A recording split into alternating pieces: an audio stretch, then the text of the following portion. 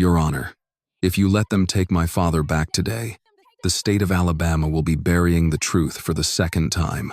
Maya Williams stood at the entrance of Courtroom 4 inside the Montgomery County Courthouse. She was 18 years old, wearing a wrinkled white blouse, dark slacks, and shoes still marked with ash from the night before. Her left hand was wrapped in white gauze. Her right hand held a folder with burned edges. Everyone turned toward her. At the defense table, Samuel Williams lifted his head. He was wearing an orange prison uniform. His wrists were cuffed. His ankles were chained. 2 deputies stood behind him with signed transfer papers in a brown file. The order was already approved.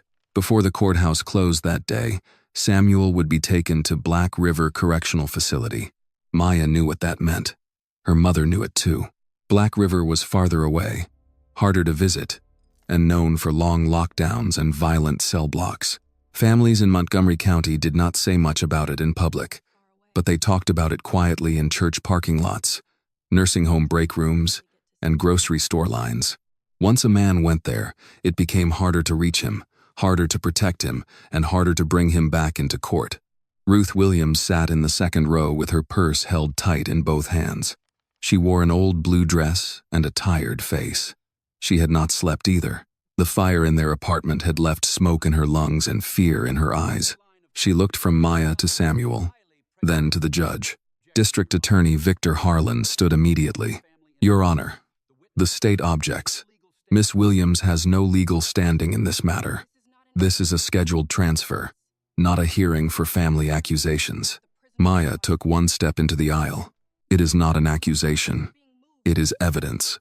Harlan turned toward her. You are not an attorney. No, sir, Maya said. I'm his daughter. That gives you no right to interrupt this court. Judge Martin Bell looked down from the bench. He was known in Montgomery County for strict procedure and short patience. He had Samuel's transfer file in front of him. The courtroom clock showed that the business day was running out. Miss Williams, Judge Bell said, do not come any closer. Maya stopped in the aisle. Your Honor, my father is being moved because someone wants him out of reach before this court sees what was hidden. Harlan raised his voice. Baseless and improper. Judge Bell struck the bench with his gavel. Miss Williams, control yourself. You are not counsel of record. If you continue making unsupported claims, I will have you removed from this courtroom. Maya held the folder tighter. With respect, Your Honor, someone tried to burn these records last night. A low reaction moved through the gallery. Harlan stepped away from the prosecution table. The state has no verified information connecting any alleged incident to this case. This is exactly why Miss Williams should not be allowed to speak. Ruth spoke before she could stop herself. It happened. A deputy looked back at her. Ruth went quiet, but she did not lower her head. Samuel shifted at the defense table. The chain between his wrists pulled tight. Maya saw his hands. They were thinner now, but she still remembered what they had been before prison. Those hands had fixed cars for neighbors who could not pay. They had packed her school lunches when Ruth worked early shifts. They had dropped dollar bills into a glass jar labeled Maya's college. Samuel looked at his daughter. Baby girl, he said softly. Harlan turned sharply. The defendant will remain silent. Maya kept her eyes on her father. Samuel did not speak again. He only gave her one slow nod. That single nod brought back everything he'd ever taught her in that old garage. Listen carefully when something is broken. Every broken thing leaves a sign. Maya turned back to the judge, her focus locking into place. Your Honor, if he is moved to Black River today, the witness may never testify. The records may disappear, and my father may never be brought back here in time. Harlan answered before the judge could. This is emotional pressure, not law. Maya kept her voice steady. The law already failed him once because everyone called the truth emotional. Several people in the gallery reacted. Judge Bell looked at Maya for a long moment. Miss Williams, I understand this is difficult for your family, but difficulty is not a legal basis. I have a legal basis. Then state it through an attorney. Evelyn Monroe filed the emergency motion at the clerk's office 20 minutes ago. She is on her way up with the stamped copy right now. I have the supporting exhibits in my hands, Your Honor, because someone tried to burn them before they could reach your desk. Harlan's face tightened. Convenient. Maya looked straight at him. No, sir. Convenient was sending my father to prison on a clock nobody checked. Judge Bell struck the bench again. That is enough. Maya stopped speaking. The judge looked down at the transfer order. Then he looked at Samuel, at Ruth, and finally, at Maya. I will give you a brief chance to explain yourself. Harlan objected at once. Your Honor, the state strongly objects. Overruled for the moment, Judge Bell said. I am not reopening the conviction. I am not allowing a non-lawyer to argue the merits of a criminal case. I am allowing Miss Williams a narrow opportunity to explain why this court should delay transportation until counsel arrives. That is all. He turned back to Maya. No speeches. No accusations you cannot support. No courtroom theater. Give me a lawful reason to delay the transfer. If I do not hear one, your father leaves. Do you understand? Maya took a breath. Yes, Your Honor. Judge Bell nodded once. Proceed. Maya walked forward only as far as the judge had allowed. Her left hand hurt beneath the bandage. The folder in her right hand still smelled like smoke. The scorched paper inside held the remnants of a hidden timeline, tampered logs, overlooked security footage, and a specific name Victor Harlan had spent a year trying to erase from the record. Eli Carter. Maya placed the folder on the empty table near the aisle. Your Honor, she said. The state's entire case against my father depended on one time. 8:47 at night. Harlan stood again. Objection. Judge Bell raised one hand. Let her finish the sentence. Maya continued. But the robbery did not happen at 8:47. It happened 1 hour later. And, if the court lets my father leave today, the only man who can confirm why that hour was stolen may be silenced before he ever takes the stand. Samuel stared at her from the defense table. Ruth covered her mouth with one hand. Judge Bell looked at the courtroom clock, then back at Maya. Maya had only a narrow opening left to keep her father from Black River. 3 years before Maya Williams walked into Courtroom 4 with smoke on her clothes and a burned folder in her hand, her father was known in their neighborhood for fixing things other people had given up on. Samuel Williams worked the night shift at Redstone Freight Yard, but most people around the east side of Montgomery knew him from the small garage behind his house. It was not a business with a sign or a waiting room. It was a concrete floor, 2 old tool cabinets, a box fan in the corner, and a radio that only worked when the weather was clear. Men brought him pickup trucks that would not start. Older women brought him cars that shook at stoplights. Single mothers came by after church with warning lights glowing on the dashboard and worry already sitting on their faces. Samuel never asked first if they could pay. He would wipe his hands on a red shop rag, lift the hood, and say, "Let me hear what she's doing." That was how Maya remembered him best. Not in the orange uniform. Not behind a defense table. Not with chains around his wrists. She remembered him bent over an engine, listening with his head tilted slightly to one side. Patient, in a way most people were not. Their home sat on a narrow street, where the lawns were small, the porches were close, and everybody knew when somebody's lights got cut off. Ruth Williams kept the front steps swept and a pot of geraniums by the door. Samuel repainted the mailbox every spring, even when the rest of the house needed work. He said a man did not need much money to let the world know he still cared.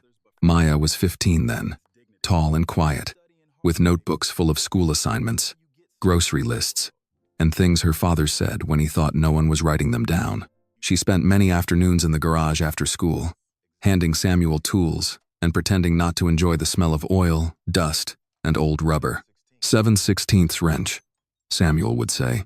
Maya would pass it before he finished reaching. That's my girl. She liked hearing that. She never said so, but he knew. On Saturdays, the garage became the neighborhood's unofficial relief station. When Mrs. Beaumont brought her old Buick after the air conditioner quit in the dead of July, Samuel fixed it for the bare price of the part. Firmly pushing back the extra $20, she tried to slip into his shirt pocket. Mr. Williams, you can't keep doing work for free, Mrs. Beaumont told him. Samuel closed her hood and smiled. Yes, ma'am, I can. Just not every day. You got a family too. I know it. That's why I want yours getting home safe. Maya watched that exchange from the doorway. Later, when Mrs. Beaumont drove away, she asked, We needed that $20, didn't we? Samuel didn't look up from sorting his wrenches. We do. But need doesn't have to make you hard. That was the kind of man he was before the state of Alabama called him a robber. Ruth worked as a caregiver at Rosemont Assisted Living, where she helped older patients eat, bathe, dress, and remember things their own minds had started taking from them. She came home tired most evenings, but she still asked Maya about school before taking off her shoes. She called people sir and ma'am, even when they were younger than she was. She believed manners were not about weakness. They were about refusing to let a hard world make you careless. Sunday dinners mattered in the Williams house. Ruth made baked chicken with green beans, rice, and cornbread when money allowed. When it did not, she still found a way to make the table feel full. Samuel said grace with his work hands folded, and Maya listened to the sound of her parents saying amen together. On the refrigerator sat a glass jar with a strip of masking tape across the front. Samuel had written 2 words on it in black marker: Maya's college. Some weeks he dropped in $20, some weeks $5, some weeks only loose change from his pocket. He did it anyway. You keep feeding that jar like it's hungry, Ruth told him one night. It is, Samuel said. Maya rolled her eyes from the kitchen table. Daddy, community college doesn't cost that much. Samuel looked at her over his coffee. You don't know where you're going yet. I'm saving like it might be far. Maya did not answer. She bent over her homework so they would not see her smile. If you feel for Maya, a young girl growing up with her parents' quiet love and a simple dream for her future, please like this video to support her and the Williams family. And comment where you are watching from, your city or state, because there may be someone near you watching Maya's story right now too. She had thought about nursing because of her mother. She had thought about engineering because of her father.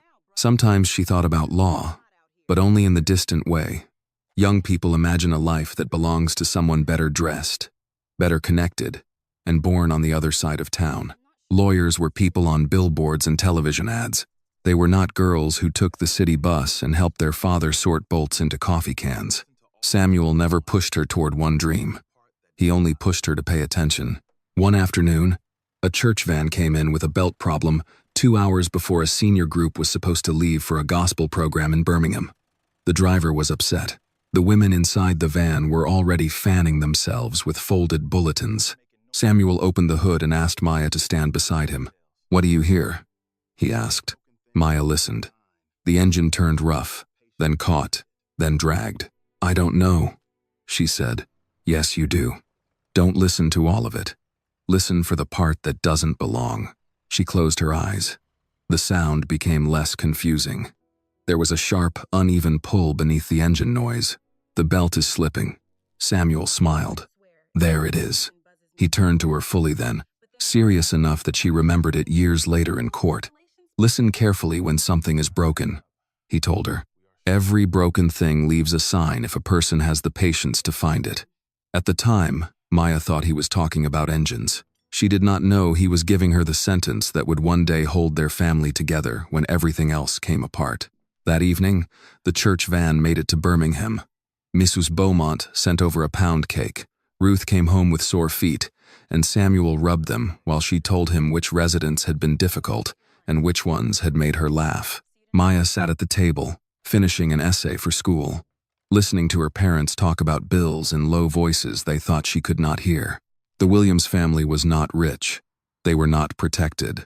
They did not have friends in high offices, but they had a routine, and routine can feel like safety when a family has worked hard enough to build it. Samuel left for night shifts with a thermos of coffee and a kiss on Ruth's forehead. Ruth left for early shifts with her lunch packed in a plastic grocery bag. Maya left for school with warnings from both of them to keep her grades up and not let anybody talk her out of her own future. On the night everything changed, Samuel was scheduled to report to Redstone Freight Yard before 10 o'clock. He had eaten early, changed into his work shirt, and checked the tires on his old truck because he did that before every shift. Ruth was folding laundry in the living room. Maya was at the kitchen table, filling out a scholarship form her guidance counselor had given her. Samuel came through the kitchen and tapped the top of her paper. Don't write small because you're afraid to take up space, he said. I'm just trying to fit the box. Then make the words count. Ruth looked up from the laundry. And don't listen to your father if he starts turning a scholarship form into a sermon. Samuel grinned. A good sermon can fit anywhere. For a few minutes, the house felt exactly as it always had. Ruth folding towels. Maya pretending to be annoyed. Samuel checking the clock and reaching for his keys. There was no warning in the room. Nothing shifted. Nothing announced that another man, miles away on Highway 231, was about to walk into Carter's Gas and Mart, wearing a gray hoodie and carrying a gun. Samuel kissed Ruth goodbye, then placed one hand on Maya's shoulder. Finish that form. I will. And listen to your mama. I do. Ruth gave a tired laugh. That is not always true. Samuel opened the back door. Warm March air moved into the kitchen. I'll see you both in the morning, he said. Maya did not look up from the form when she answered. Love you, Daddy. Love you more. The door closed behind him. That was the last ordinary sound Maya remembered from that life. After that night, every clock in their world would begin counting something different. Not hours until morning. Not days until payday. Not months until graduation. Time would begin counting what had been taken. Carter's Gas and Mart sat on Highway 231, just outside the brighter part of Montgomery County, where the road widened and the streetlights grew farther apart. It was the kind of place people stopped because they had stopped there for years. Coffee in the morning, gas after work, lottery tickets on Fridays, a hot dog from the roller grill if supper was going to be late. Harold Carter owned the place, just as his father had before him. He was 62, white-haired, narrow-shouldered, and careful with money. Every night, he followed the same routine. At 9 o'clock, he locked the beer cooler, counted the drawer, shut off the front sign, and took the cash bag to the small office behind the counter. People in town knew his habits because Harold had never changed much. He opened early. He closed on time. He kept a shotgun under the counter but had never used it. He gave older customers credit when their Social Security checks came late, then complained about it to anyone willing to listen. That March evening, the air still held the damp chill that came after sundown. 2 days earlier, daylight saving time had begun. Most people had changed their clocks and moved on. Harold had changed the clock on the wall behind the counter. He had changed the register. He had changed the microwave in the back room because he used it for his supper. He had not changed the old security camera system. He barely knew how it worked. The gray box sat on a shelf in the office with wires running behind it and a small green light that told him it was recording. The man who installed it years ago had died. Harold had never touched the settings because he was afraid of breaking something he did not know how to fix. At closing, Harold locked the beer cooler and pulled the cash drawer from the register. The wall clock was nearing 10 minutes to 10. He was tired. His feet hurt. He wanted to go home, heat up the meatloaf his sister had left in the refrigerator, and watch the late news. Across the road, the pharmacy sign had already switched to its after-hours message. The drive-thru was closed. The street had gone quiet, except for the occasional truck passing on the highway. Harold was counting 20s when the front door opened. He looked up, annoyed at first. The sign still said open, but everybody local knew he closed at 9. Then he saw the gray hoodie, the lowered head, and the gun. The man moved fast, but not smoothly. His right leg dragged a little, just enough for someone who knew him to notice. His hand shook around the gun. His breathing was heavy. He kept his face angled down. But when he spoke, Harold's body recognized the voice before his mind was ready to accept it. Open the drawer. Harold did not move. The gun lifted. I said open it. Harold's mouth went dry. Eli. The man froze. For 1 second, neither of them spoke. Eli Carter raised his head just enough for the overhead light to catch part of his face. He was Harold's son, 31 years old, thin from pills and bad nights, with the same eyes he had as a boy, and none of the steadiness Harold had spent years praying would come back. Don't say my name, Eli said. Son, what are you doing? I need the money. Put that down. I can't. Harold looked toward the shotgun under the counter, then back at his son. Eli saw the movement and stepped closer. Don't. Please don't. There was fear in his voice, but there was also something harder underneath it. Desperation had already made decisions for him. Harold pushed the cash drawer forward with both hands. "Take it," he said. "Just take it and leave." Eli grabbed the bills. It was not much. Less than $500. He shoved the money into the front pocket of his hoodie, backed toward the door, and kept the gun pointed at his father. "You didn't see me," Eli said. Harold stared at him. "Eli, listen to me. You didn't see me." Then he was gone. Harold stood behind the counter without moving. The wall clock showed that the store had been closed for nearly an hour. The cash drawer sat open. A few coins remained in their slots. His hands shook so badly he could not pick up the phone at first. He knew he should call the police. He knew what he should say. "My son robbed me. My son has a gun.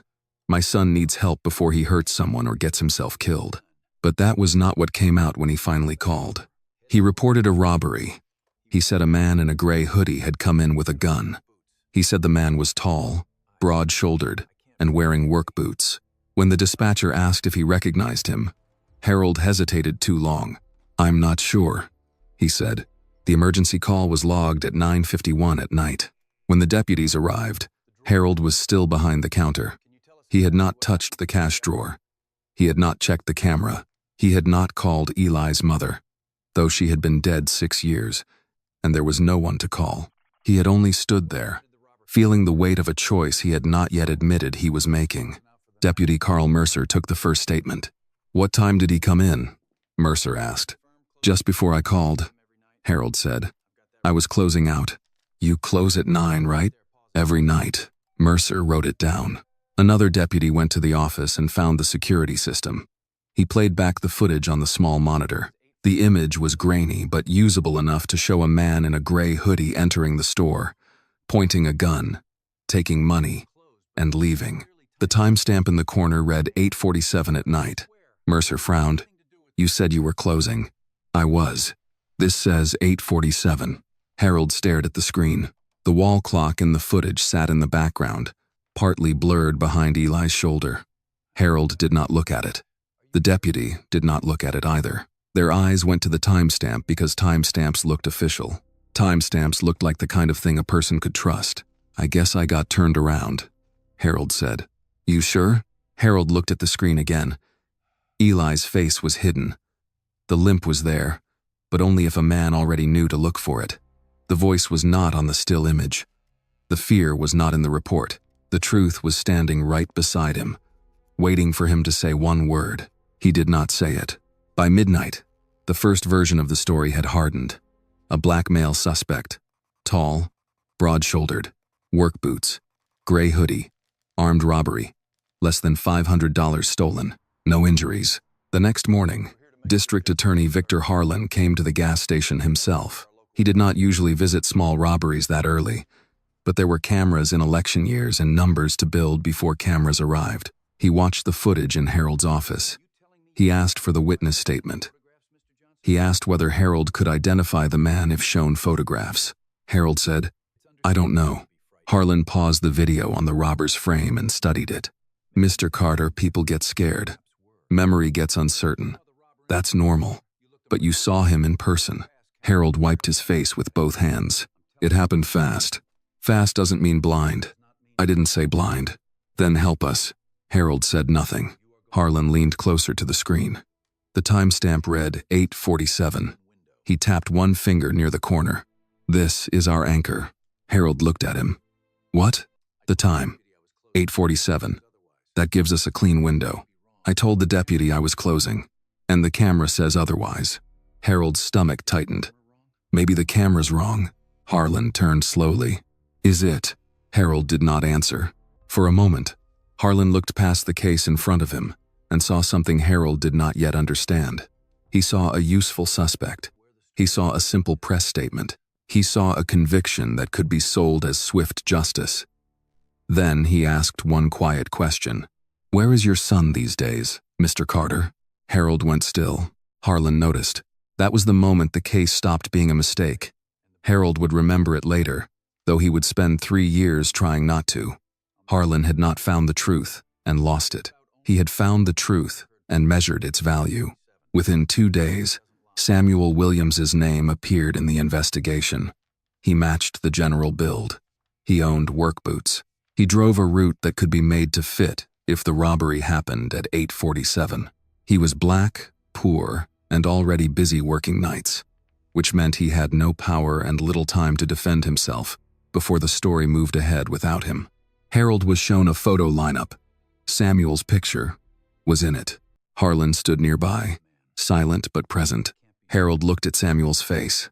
He knew it was not the man who had pointed a gun at him. He also knew Eli was somewhere out there with stolen money, shaking hands, and a future that could still be ruined by one honest sentence. "I believe that's him," Harold said. He did not say he was sure. He did not have to. By then, the stolen hour had already chosen its victim. 3 days after the robbery at Carter's Gas and Mart, Samuel Williams came home from Redstone Freight Yard with dust on his boots and a paper sack of biscuits for Ruth and Maya. He had worked through the night, clocked out after sunrise, and stopped at a drive-thru because Ruth had an early shift at Rosemont Assisted Living. Maya was already at the kitchen table with her school books open. She had a history quiz that morning and a scholarship form due by Friday. Samuel set the bag on the counter. "Breakfast delivery," he said. Ruth looked up from tying her work shoes. "You should have come straight home." "I did. The biscuits just followed me." Maya reached into the bag. "You got honey?" Samuel placed 2 packets beside her notebook. "I know who raised you. It was a normal morning." That was the part Maya would remember later. The sun was coming through the kitchen blinds. Ruth was checking her watch. Samuel was washing his hands at the sink, scrubbing grease from his knuckles, even though some of it never came off. Then tires rolled up outside. Ruth looked toward the front window first. Samuel turned off the faucet. A hard knock hit the front door. Maya froze with the biscuit still in her hand. Samuel dried his hands on a towel and walked into the living room. "Stay here." He opened the door. 2 Montgomery County deputies stood on the porch. A third stood near the walkway. Behind them, a police cruiser idled at the curb. A few neighbors had already stepped onto their porches. "Samuel Williams?" one deputy asked. "That's me. We have a warrant for your arrest." Ruth came up behind him. "For what?" "Armed robbery." Samuel stared at the deputy. "No, sir. You have the wrong man. Turn around and place your hands behind your back." Samuel did not move at first, not because he meant to resist, but because the words did not fit inside the morning. Armed robbery belonged to someone else's life. It did not belong in his kitchen with biscuits on the counter and his daughter's homework still open. Ruth stepped forward. "Officer, my husband was at work." "Ma'am, step back. He works nights at Redstone Freight Yard. Check with his supervisor. Check his time card." The deputy's expression did not change. "Ma'am, step back." Samuel lifted both hands slowly. "Maya," he said without turning around, "do what your mother says." Maya had come into the living room. She stood barefoot near the hallway, looking from the deputies to her father. She wanted to speak, but her throat tightened before words came out. The deputy turned Samuel around and cuffed him on the porch. Ruth's voice rose. "You don't have to do this in front of his child." The second deputy said, "Ma'am, if you interfere, you can be detained." Samuel looked back once. His eyes found Maya. "Listen for what they miss," he said. Then they led him down the steps. Mrs. Beaumont stood across the street in her robe. Mr. Dobbs watched from his driveway. A boy from Maya's school rode by on a bicycle and slowed long enough to see Samuel placed in the back of the cruiser. By noon, people would be talking. By evening, many would talk as if they had known it all along.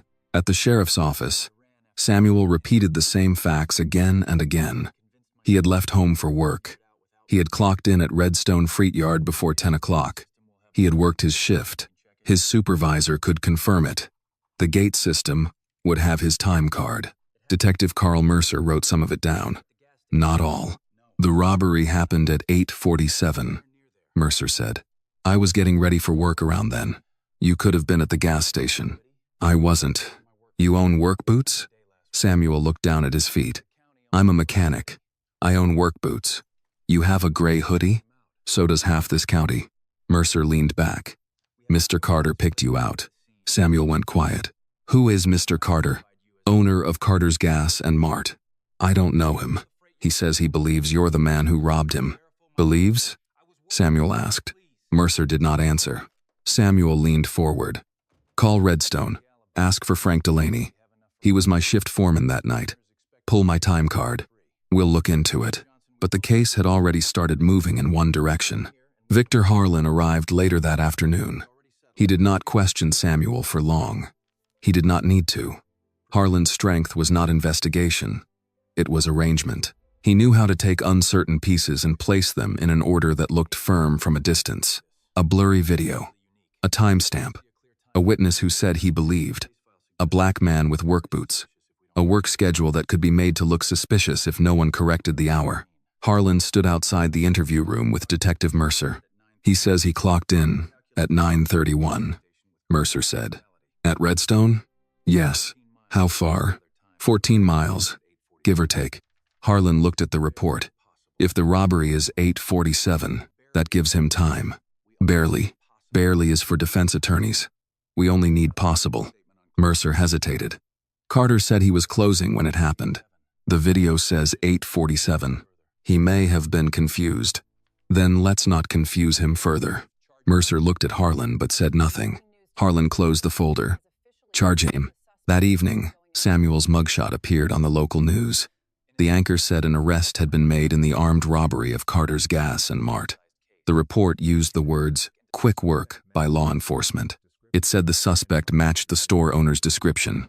It said the district attorney's office intended to pursue the case aggressively. At home, Ruth stood in front of the television and did not sit down. Maya watched from the hallway. They put his picture up like he already did it, Maya said. Ruth turned off the TV. Go finish your homework. I can't. Then sit with me. Maya sat beside her mother on the couch. Ruth reached for her hand and held it too tightly. Neither of them spoke for a long time. The next morning, Harlan held a short press statement outside the courthouse. He wore a dark suit and a blue tie. Cameras from 2 local stations stood in front of him. He spoke with confidence, as if confidence itself could become evidence. This office takes violent crimes seriously, he said. The people of Montgomery County deserve safety, and they deserve accountability.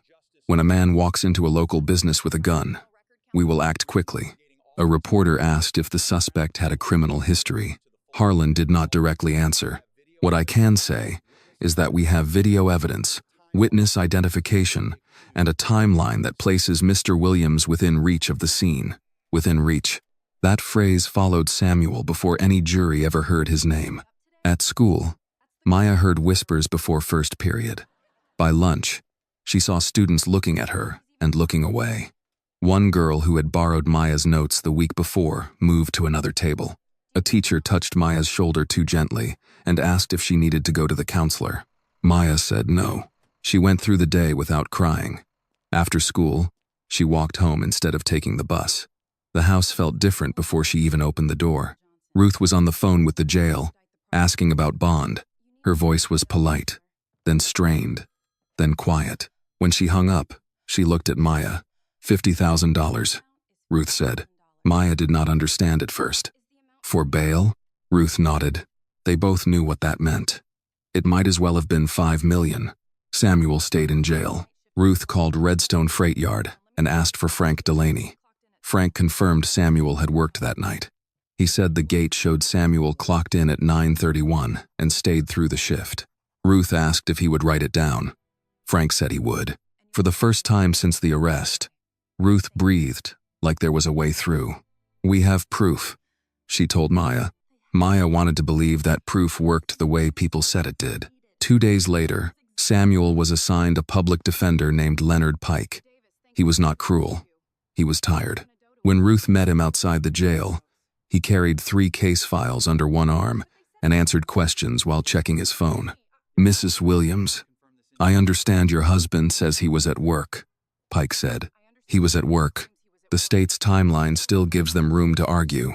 What room? The robbery time is listed as 8:47. His clock-in is 9:31. But that's not enough time. It may be enough for a jury if they like the witness. Ruth stared at him. Like the witness? I'm telling you how they'll see it. Maya stood beside her mother, listening. Did you check the camera? She asked. Pike looked down at her. What? The gas station camera. Did anybody check if the time was right? He gave her the kind of tired smile adults give young people when they want them to stop talking. That is not usually the issue in a case like this. Maya did not answer, but she remembered the sentence. Not usually the issue. Later that week, Ruth visited Samuel through a thick glass panel. Maya sat beside her. Samuel looked more embarrassed than afraid, and that hurt them both. "I'm sorry," he said. Ruth put her hand to the glass. "Don't you dare apologize for being lied on." Samuel looked at Maya. "You keeping up with school?" Maya nodded. "Daddy, did they ask your supervisor?" "They said they would." "Did they pull your time card?" "I told them to." "That's not what I asked." Samuel studied her face for a moment. Then he shook his head once. Maya looked down at her lap. Samuel leaned closer to the glass. "Maya, listen to me. Grown folks are going to handle this." She wanted to believe him. She wanted to be 15 again, with homework and scholarship forms, and her father coming home in the morning with biscuits. But when visiting time ended and the guard led Samuel away, Maya watched the orange uniform move through the door and understood something she could not yet explain. The grown folks were already missing things. The trial began on a Monday morning in the same courthouse where Victor Harlan had already spoken to the cameras. Ruth arrived before the doors opened. She wore her blue church dress, the one Samuel liked, and carried a folder with Frank Delaney's written statement from Redstone Freight Yard. Maya sat beside her on the bench outside Courtroom 4, holding a notebook and 2 sharpened pencils. She was 15, but that morning she felt older than the women passing by with case files and coffee cups. Leonard Pike, Samuel's public defender, arrived 10 minutes before jury selection. His tie was loose, and his briefcase would not close all the way. Ruth stood. "Mr. Pike, did you get the time card?" "I have the statement from the supervisor." "The actual time card?" "I requested it." Maya looked up. "But do you have it?" Pike glanced at her, then back to Ruth. "The statement should be enough to establish his work schedule." Ruth's face tightened. "Should be?" "Mrs. Williams, I know this is hard, but the state has video and a witness. We need to be realistic." Samuel was brought in through the side door before Ruth could answer. He wore a county jail uniform, not his own clothes. Ruth pressed her hand to her mouth when she saw him. Samuel gave her a small nod, then looked at Maya. Maya lifted her pencil. She wanted him to know she was writing everything down. Harlan entered like a man walking into a room he had already won. He greeted deputies by name. He shook hands with a reporter near the back. He placed one thin folder on the prosecution table, as if the case were too simple to require more. When the jury was seated, Harlan stood and buttoned his jacket. "Ladies and gentlemen," he began, "this case is not complicated. A man walked into Carter's Gas and Mart with a gun. He took money from a hard-working local business owner. The camera recorded him. The victim identified him. And the evidence will show that Samuel Williams had the time, the build, and the opportunity." Maya wrote the words, "time, build, opportunity." Pike's opening statement was shorter. "My client maintains his innocence. He was on his way to work that night. We ask you to listen carefully to all the evidence before making a decision." That was all. Maya looked at her mother. Ruth kept her eyes forward. The state called Harold Carter first. He walked to the witness stand in a brown jacket and held his hat in both hands until the bailiff told him to set it down. He looked older than his 62 years. When he raised his right hand, Maya noticed it trembled. Harlan spoke gently to him.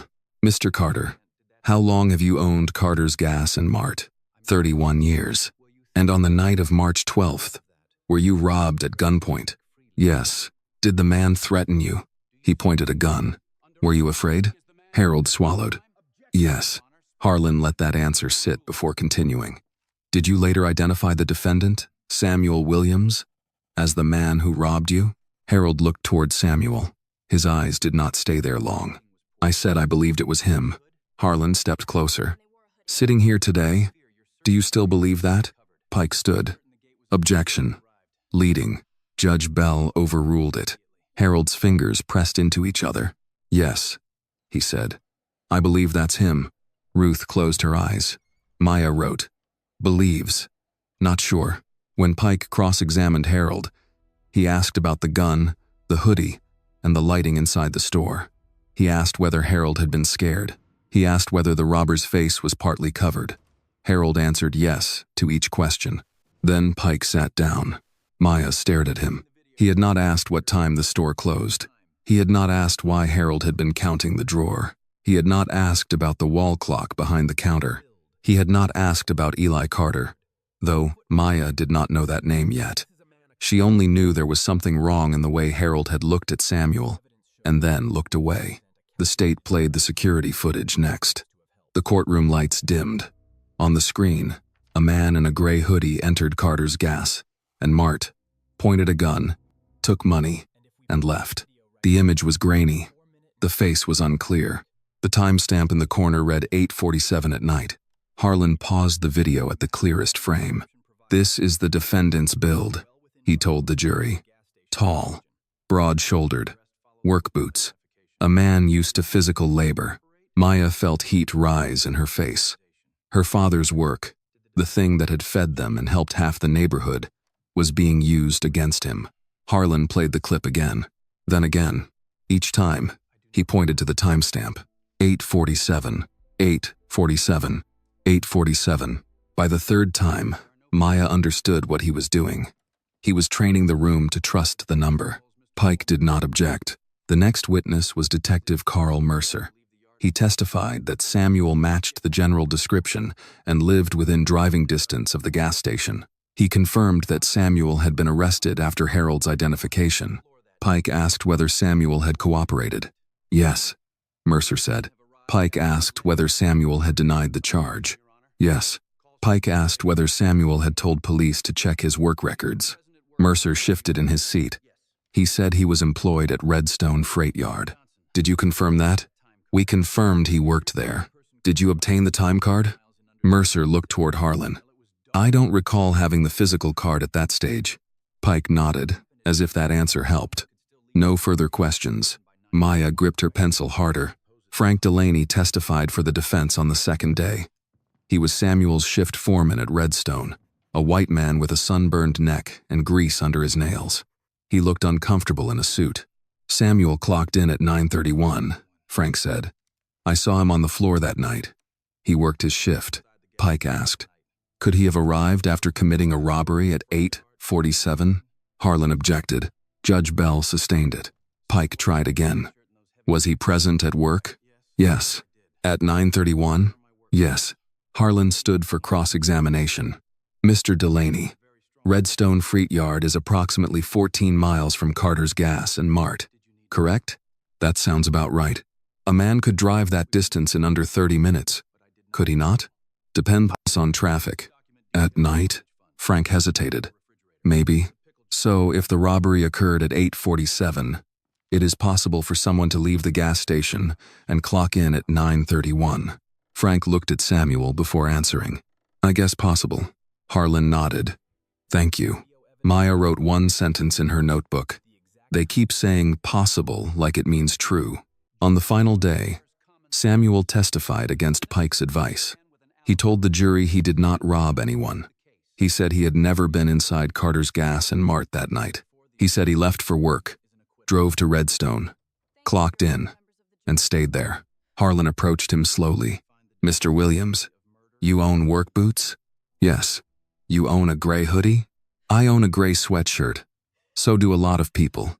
"You are a strong man?" Samuel looked confused. "I work with my hands." "You needed money, didn't you?" Ruth stiffened. Samuel answered carefully.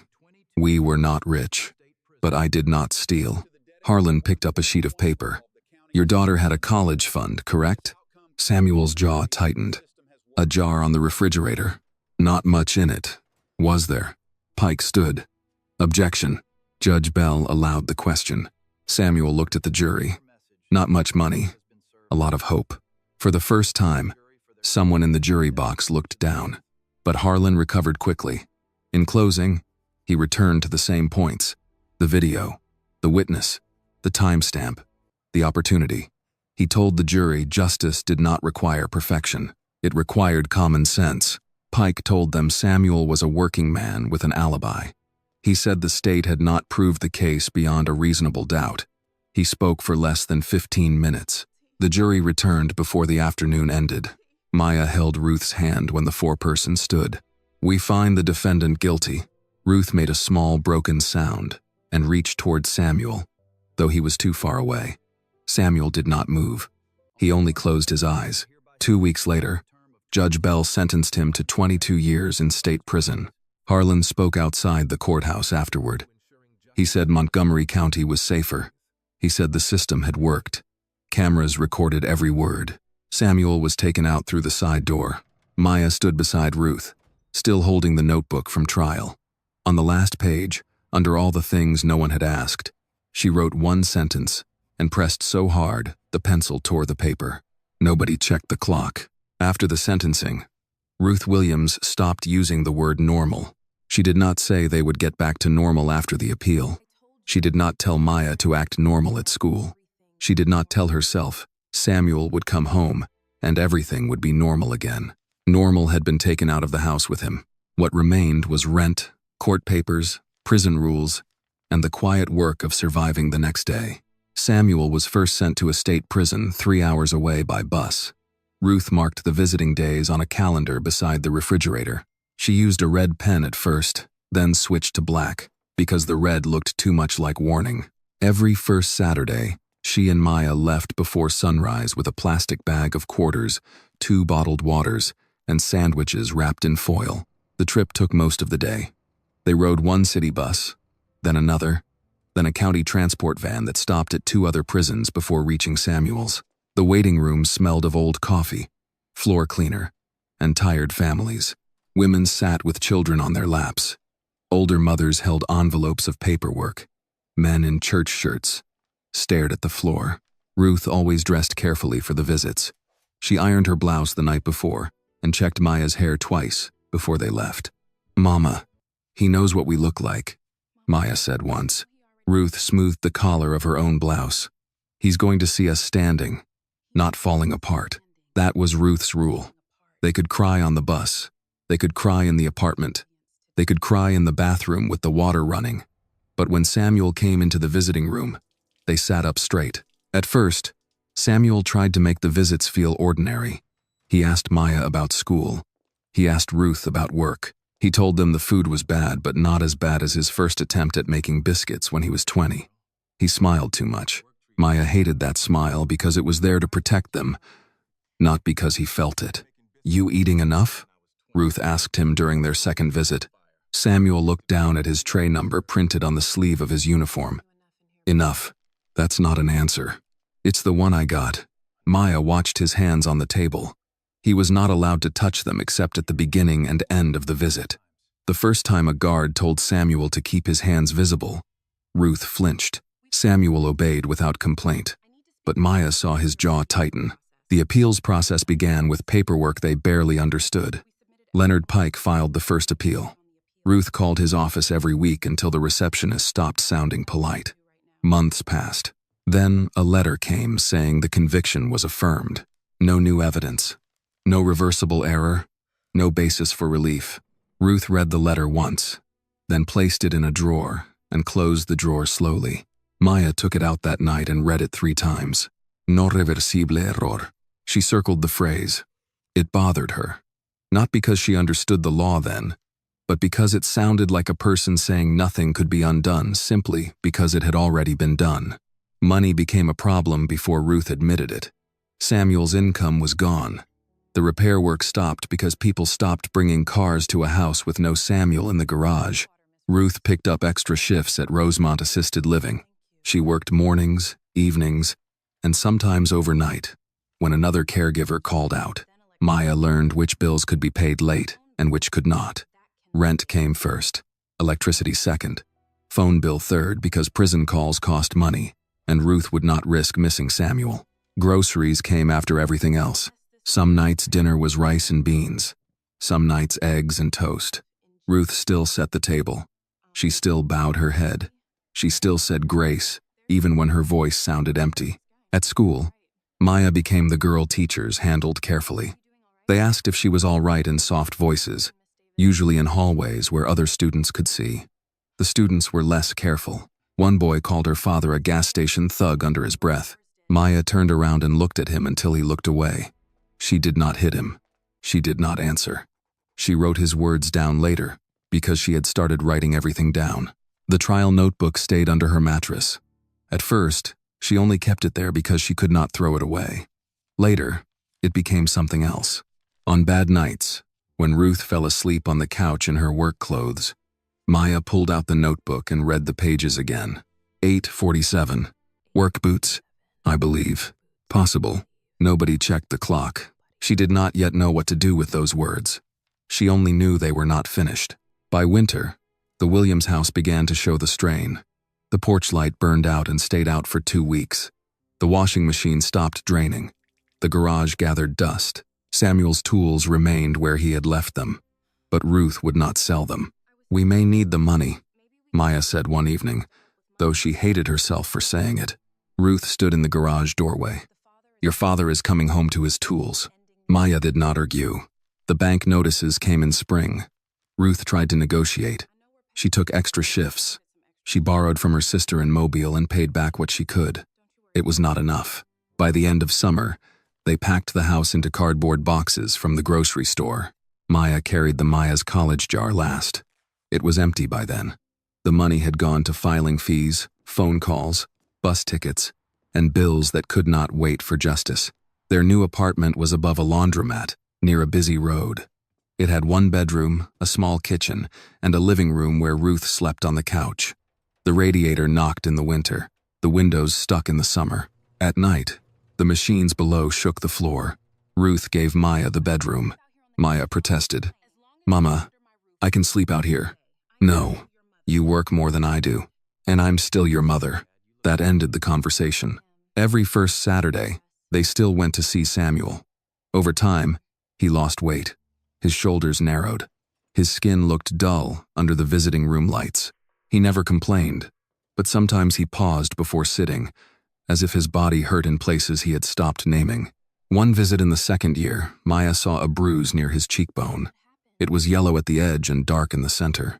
"What happened?" she asked. Samuel touched it once. "Slipped." Ruth looked at the table. Maya did not. "You didn't slip." Samuel's eyes moved to the guard, then back to her. "I'm all right." "No, you're not, Maya," Ruth said gently. Samuel leaned forward as far as the rules allowed. "Baby girl, don't carry this." "How am I supposed to not carry it?" "By living." Maya felt anger rise, but she kept her voice low. "You think this is living?" Samuel did not answer right away.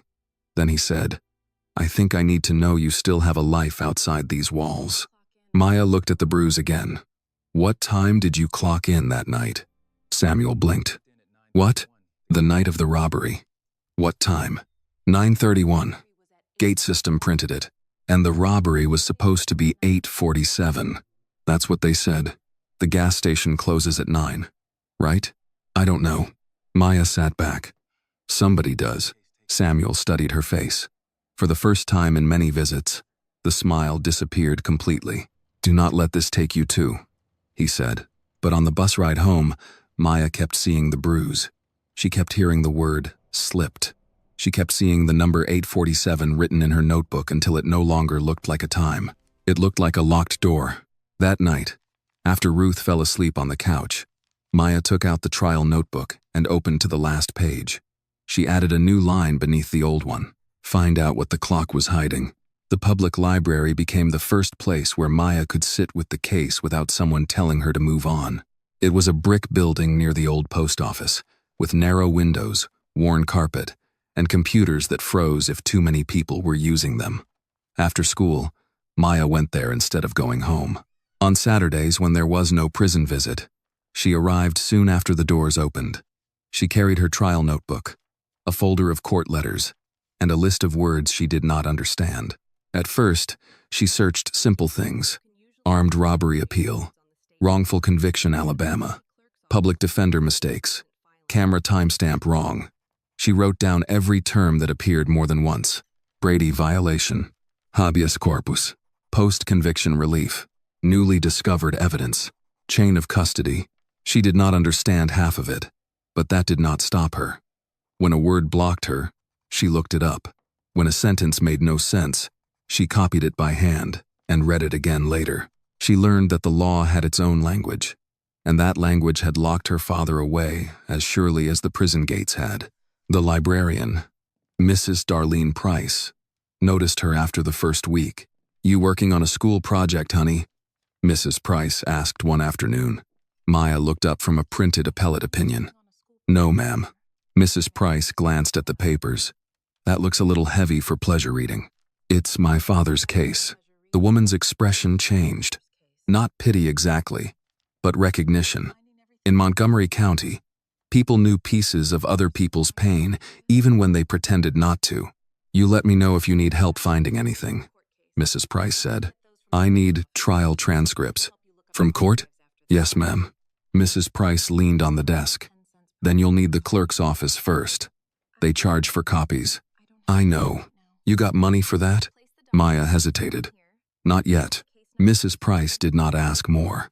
The next day, she showed Maya how to request records, how to search case numbers, and how to use the library scanner. When she finally got pages to copy, she also told her which computer printed the clearest and which one jammed if the paper tray got too full. Maya started saving change. She skipped snacks at school. She helped an elderly neighbor carry groceries up the stairs for $5. She babysat for a woman from Ruth's job on 2 Friday nights. Little by little, she bought pieces of her father's case. When the first packet arrived from the clerk's office, she carried it home like it was something fragile. Ruth watched her spread the pages across the kitchen table. "Baby, you have homework. This is homework." "No, it isn't. This is pain with page numbers." Maya looked at her mother. Ruth was still in her work scrubs. Her eyes were tired. Her shoes were still on because if she took them off too soon, she might not get up again. "I need to understand what happened," Maya said. "I know what happened. They lied on your father. That's not enough to get him home." Ruth did not answer. She walked to the sink, filled a glass of water, and stood there without drinking it. "I'm scared this will eat what's left of you," she said. Maya softened. "Mama, it already has. I'm trying to make it give something back." Ruth closed her eyes. After a moment, she set the water down and pulled out a chair. Then, "Show me what you found." They sat together until Ruth fell asleep with one hand on a page of testimony. By the middle of that year, Maya knew the trial better than some people who had been paid to handle it. She knew where Harlan had repeated 847. She knew where Leonard Pike had failed to ask about closing time.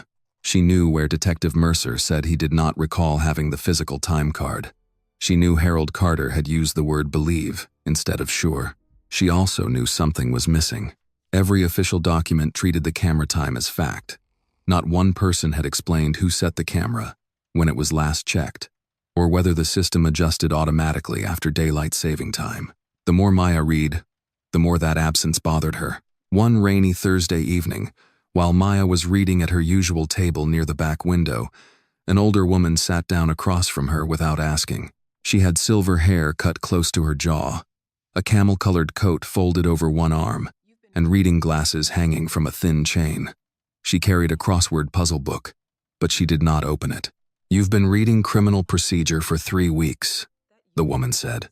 Maya kept one finger on the page. "Yes, ma'am. That is either very ambitious or very unfortunate. My father is in prison." The woman nodded once. "That usually makes it unfortunate." Maya did not smile. The woman looked at the open file. "What are you trying to prove?" "That the time is wrong." "What time?" "The time on the video that convicted him." The woman's eyes sharpened. "What is your name?" "Maya Williams." The woman was quiet for a moment. "Samuel Williams's daughter?" Maya's shoulders tightened. "Yes, ma'am. I remember that case. Most people remember what the news told them. That is often the least useful version." The woman extended her hand. "Evelyn Monroe." Maya had seen the name before. Not in her father's file, but in old newspaper articles she found while searching civil rights cases in Alabama. Evelyn Monroe had sued police departments, challenged bad convictions, and represented families no one else would touch. The articles were older, but the face was the same. "You're a lawyer," Maya said. "Retired. That still counts. Not as much as people think." Evelyn glanced at the notes spread in front of Maya. Tell me why you believe the time is wrong. Maya pushed the still image across the table. The timestamp says 8:47, but Mr. Carter told police he was closing out. The store closes at 9. The 911 call came in at 9:51. My father clocked in at Redstone at 9:31. Evelyn studied the image. Could Carter have been closing early? Maybe. But he told the deputy he closes at 9 every night. Same routine for 30 years. Could the 911 call have been delayed? Not by an hour. Not if he called right after the robbery like he testified. Could your father have clocked in and left again? Redstone is gated. The foreman saw him on the floor. Pike never got the full gate logs, but the shift statement says he was there. Evelyn looked up. You know what Pike failed to get? I know what he failed to ask. That answer made Evelyn sit back. For several seconds, neither of them spoke. Rain moved against the windows. A printer near the front desk started and stopped. Maya waited for the older woman to give her the same tired kindness other adults had given her. Instead, Evelyn pointed to the transcript. Do you know what a Brady violation is? Yes, ma'am. It is when the prosecution hides evidence favorable to the defendant. Not just hides. Suppresses. Fails to disclose. Sometimes deliberately. Sometimes by claiming it was not important. Do you have proof they had something? Not yet. Then you do not have a Brady claim. You have a suspicion. Maya nodded. That is why I'm still looking. Evelyn watched her closely. Most grown lawyers do not like being told that. I'm not a lawyer. No, Evelyn said. But you are not playing either. Maya gathered the pages into order. Can you help me?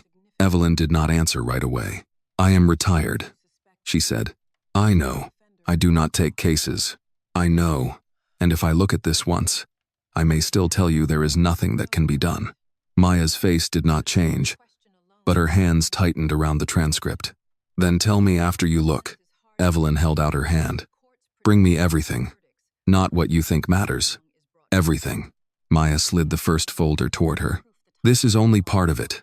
For a child, you travel heavy. Maya looked at the pages between them. My father traveled heavier.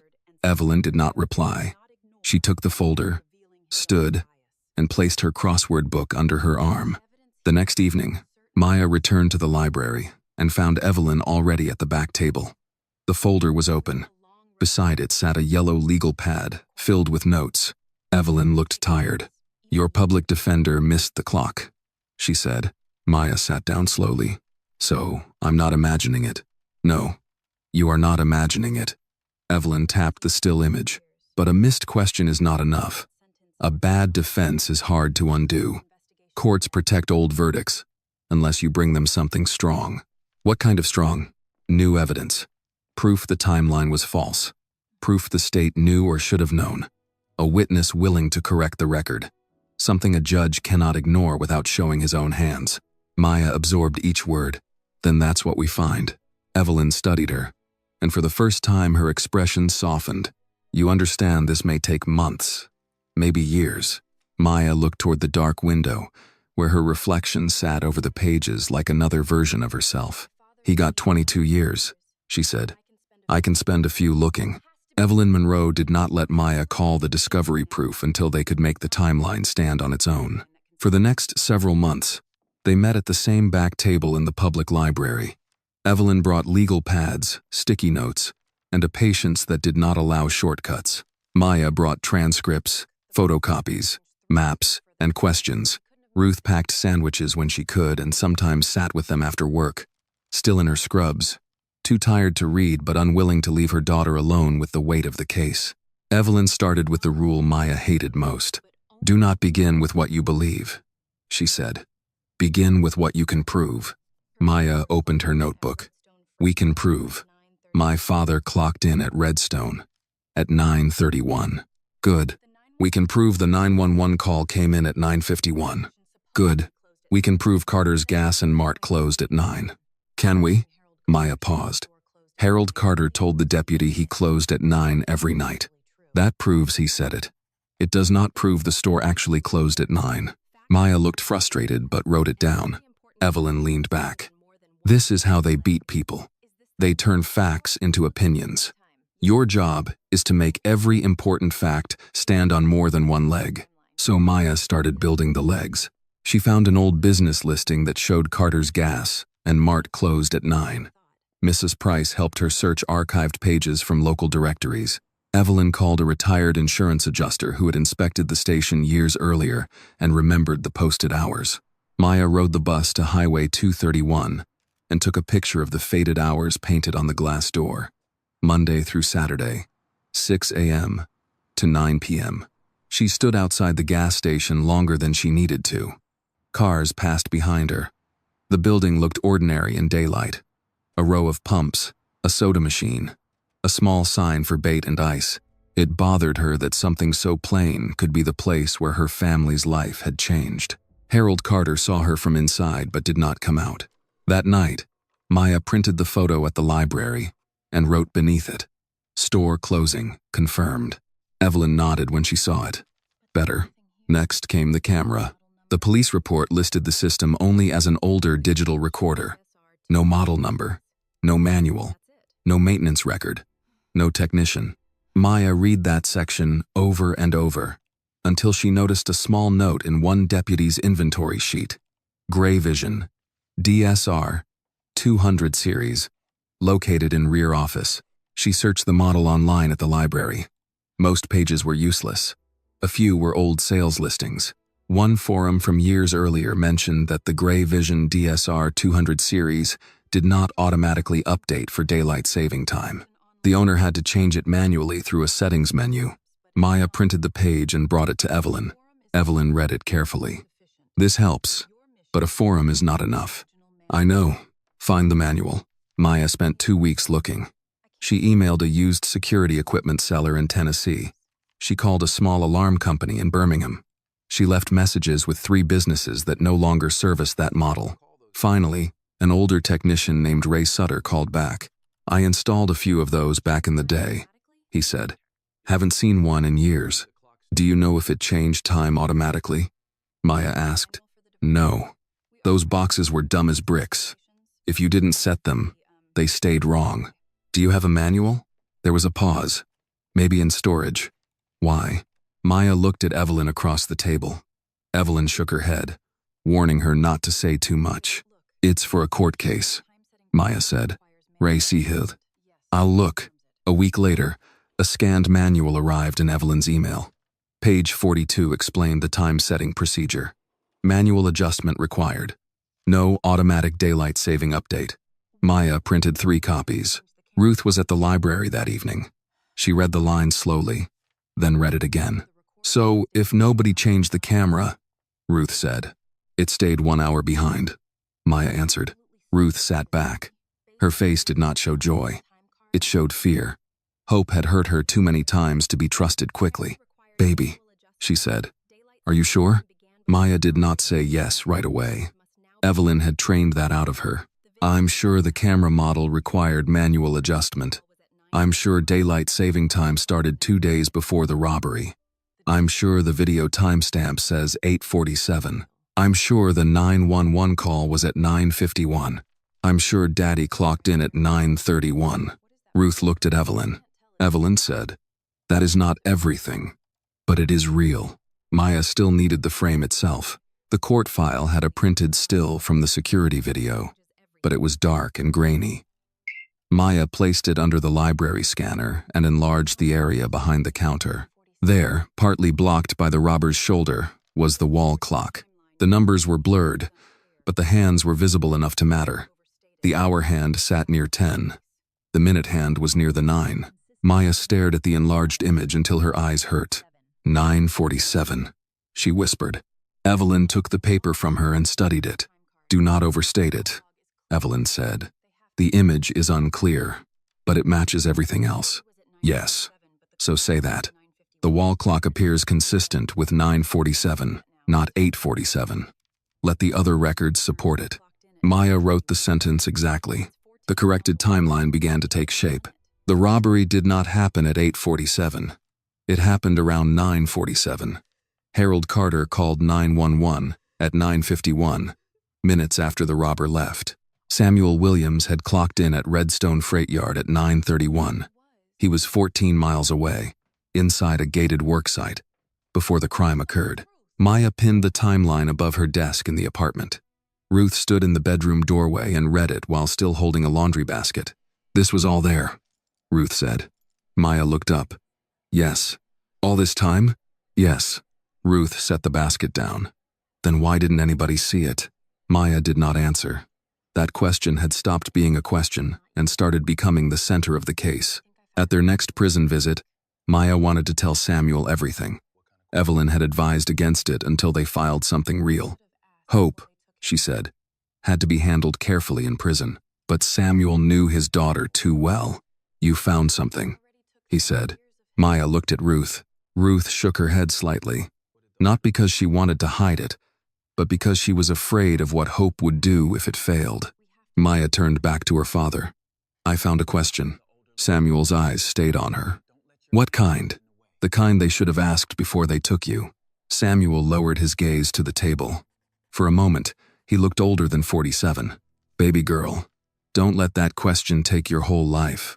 It already took 3 years of yours." He looked at her then. There was pride in his face, but also fear. "What does Miss Monroe say?" "She says a judge needs more than a mistake." "She's right." "I know." Samuel leaned closer. "Listen to her. Not your anger." Maya nodded, though anger was part of what kept her awake long enough to read. After that visit, she worked harder. She created a folder labeled The Stolen Hour. Inside, she placed the store hours photo, the 911 log, Samuel's time card, Frank Delaney's statement, the camera manual, the enlarged still frame, and a copy of the trial transcript, where no one asked about the clock. Evelyn saw the title and looked at it for a long time. "The Stolen Hour," she said. "That's what it is. It is strong language. It stole him." Evelyn did not correct her. The phrase stayed. It became the way Maya organized the case and the way Ruth understood the wound. 1 hour on an old machine had been trusted more than a living man's alibi. 1 hour had turned work boots into evidence, a father into a defendant, and a family into visitors. But Evelyn still would not file. "We can prove the clock was likely wrong," she said. "We can prove the corrected timeline clears Samuel. But we still need to know what the state knew." "Harlan knew," Maya said. "Do not say what you cannot prove." "He knew." Evelyn closed the folder. "Then find the proof." Maya went back through the discovery packet again. She checked every page, every footer, every scanned corner. On a copy of an evidence inventory, she found a reference to a supplemental email chain, but the emails themselves were missing. On another page, Detective Mercer had written a note beside the camera system. "Time issue?" Maya circled those 2 words. When she showed Evelyn, the older lawyer's expression changed. "Where did this come from?" "The police inventory." "Was this discussed at trial?" "No." "Was it in the appeal?" "No." Evelyn read the note again. "Time issue," she said quietly. Maya waited. Evelyn placed the page into a new folder. "This is where the case changes," she said. "A wrong clock can be a mistake. A known wrong clock can be misconduct." Maya looked at the words again. "Time issue?" For the first time, the stolen hour was no longer only hiding in the camera. It was hiding in the state's own paperwork. Maya first saw Eli Carter's name in a place where it did not belong. It was not in the trial transcript. It was not in Harlan's closing argument. It was not in the police summary that described the robber as a black male in a gray hoodie and work boots. Eli Carter appeared in a short medical call log from 2 months before the robbery, attached by mistake to a larger county records packet Evelyn had requested. The call was for a possible overdose behind Carter's gas and mart. The patient was listed as Elijah Carter, son of business owner Harold Carter. Treated at scene. Refused transport. Maya read the line twice. "Evelyn," she said. Evelyn looked up from the other side of the library table. Maya slid the page across. "Harold Carter has a son." Evelyn read it without reacting. Most men do. "He overdosed behind the gas station 2 months before the robbery." "That is not proof of anything." "I know." But Maya kept looking. Over the next week, she searched public records on library computers. She found an old arrest for possession, a dismissed theft charge, a traffic citation. Then nothing after the month of the robbery. Eli Carter seemed to leave Alabama just as Samuel Williams was being pulled deeper into the case. Maya printed what she found and placed it in a folder marked Carter. Evelyn did not let her jump ahead. "Addiction does not make him the robber," she said. "No, but disappearing after the robbery matters. It may matter, or it may mean he left for treatment, family, work, or because he wanted to." Maya looked at her. "You don't believe that?" "My belief is not evidence." That answer annoyed Maya because it was true. The first real break came from a video Eli had posted years earlier on a social media account he had not deleted. The video showed him outside the gas station, laughing with two friends while trying to lift a broken ice machine onto a trailer. He was thinner than the man in the robbery footage, but his movement caught Maya's attention. He stepped down from the curb with a slight drag in his right leg. Maya opened the security still from the robbery and enlarged the robber's lower body. The image was grainy, but the same uneven step appeared as he turned away from the counter. She watched both clips again, then again. Evelyn sat beside her and watched without speaking. Finally, Maya said, "That's the same limp." "It may be." "It is." "Maya, it is." Evelyn removed her glasses. "If you say that in court, Harlan will tear it apart. Say the gait appears similar. Say it requires examination. Do not give him a word he can make you defend beyond what the picture proves." Maya nodded, but her pulse had already changed. The stolen hour had shown her that Samuel could not be the robber. Eli Carter gave the empty space a shape. They went to Carter's Gas and Mart the next afternoon. Evelyn drove. Ruth wanted Maya not to go, but Maya insisted. Ruth had worked a morning shift and looked too tired to argue. She stood in the apartment doorway and adjusted Maya's collar even though it did not need adjusting. "Do not let that man pull you into his guilt," Ruth said. "I just need him to talk. People who have hidden something for years do not hand it over because you ask nicely." Maya looked at her mother. "Then, I won't ask nicely first." Ruth held her eyes for a moment. "Be careful." Carter's Gas and Mart looked smaller than Maya expected. The painted hours were still on the front door, though the edges had faded. Inside, Harold Carter stood behind the counter. He recognized Evelyn first. Then his eyes moved to Maya. His face changed. "We're closed for inventory," he said, though the open sign was lit. Evelyn stepped forward. "Mr. Carter, my name is Evelyn Monroe. I represent the Williams family in a post-conviction matter. I testified already." "Yes, you did. I got nothing else to say." Maya looked behind him. The wall clock was in the same place as the one in the footage. The counter had been replaced. The cooler doors were newer, but the office door behind the register still led to the room where the old camera system had sat. Evelyn kept her voice calm. "We have questions about the time on your security camera." Harold looked away. "I don't know anything about that machine." "That may be true," Evelyn said. "But you knew what time your store closed." I said I got nothing else to say. Maya took one step closer to the counter. "Did you know my father before the trial?" Harold did not answer. "Had he ever come in here?" "I don't remember." "That's not no." His hand tightened around a stack of receipt paper. Evelyn touched Maya's arm, a warning to slow down. Maya ignored it. "You looked at him in court and said you believed he robbed you. Did you believe it?" Harold's eyes flicked toward the front windows. "You need to leave." "Did you believe it?" Harold's voice dropped. "Girl, you do not know what you're asking." "I know exactly what I'm asking." "No," he said, and for the first time his voice shook. "You don't." A door opened at the back of the store. A young employee came out carrying a case of bottled drinks. Harold straightened immediately. "We are done here," he said. Evelyn placed a business card on the counter. "You can call me when you are ready to tell the truth." Harold looked at the card as if it were something dangerous. Maya placed a printed still from Eli's old video beside it. The image showed Eli stepping down from the curb. Harold's face lost color. Maya saw it. Evelyn saw it too. "Where is Eli?" Maya asked. Harold picked up the printed page and shoved it back toward her. "Get out." Evelyn took Maya by the elbow. This time Maya let herself be led away. Outside, Maya turned back toward the store. Harold stood behind the glass, one hand on the counter. breathing hard. "He knows," Maya said. "Yes," Evelyn said. "You saw his face." "I saw it." "Then why are we leaving?" "Because a man that's scared will either tell the truth or run from it. If we push too hard in public, he may choose the second." They did not have to wait long. That evening, Evelyn received a call from an unknown number. She put it on speaker while Maya sat across from her at the apartment kitchen table. Ruth stood near the sink, arms crossed. Harold Carter's voice came through low and strained. "I can't meet at the store." Evelyn picked up a pen. "Where?" "There's a church on Old Pike Road. Parking lot. Tomorrow morning. Before 7. "Will you give a sworn statement?" "I didn't say that." "Then why are you calling?" A long pause followed. "Because that girl asked me if I believed it." The next morning, Evelyn and Maya arrived before sunrise. Harold was already there in an old pickup truck near the far edge of the parking lot. He looked as if he had not slept.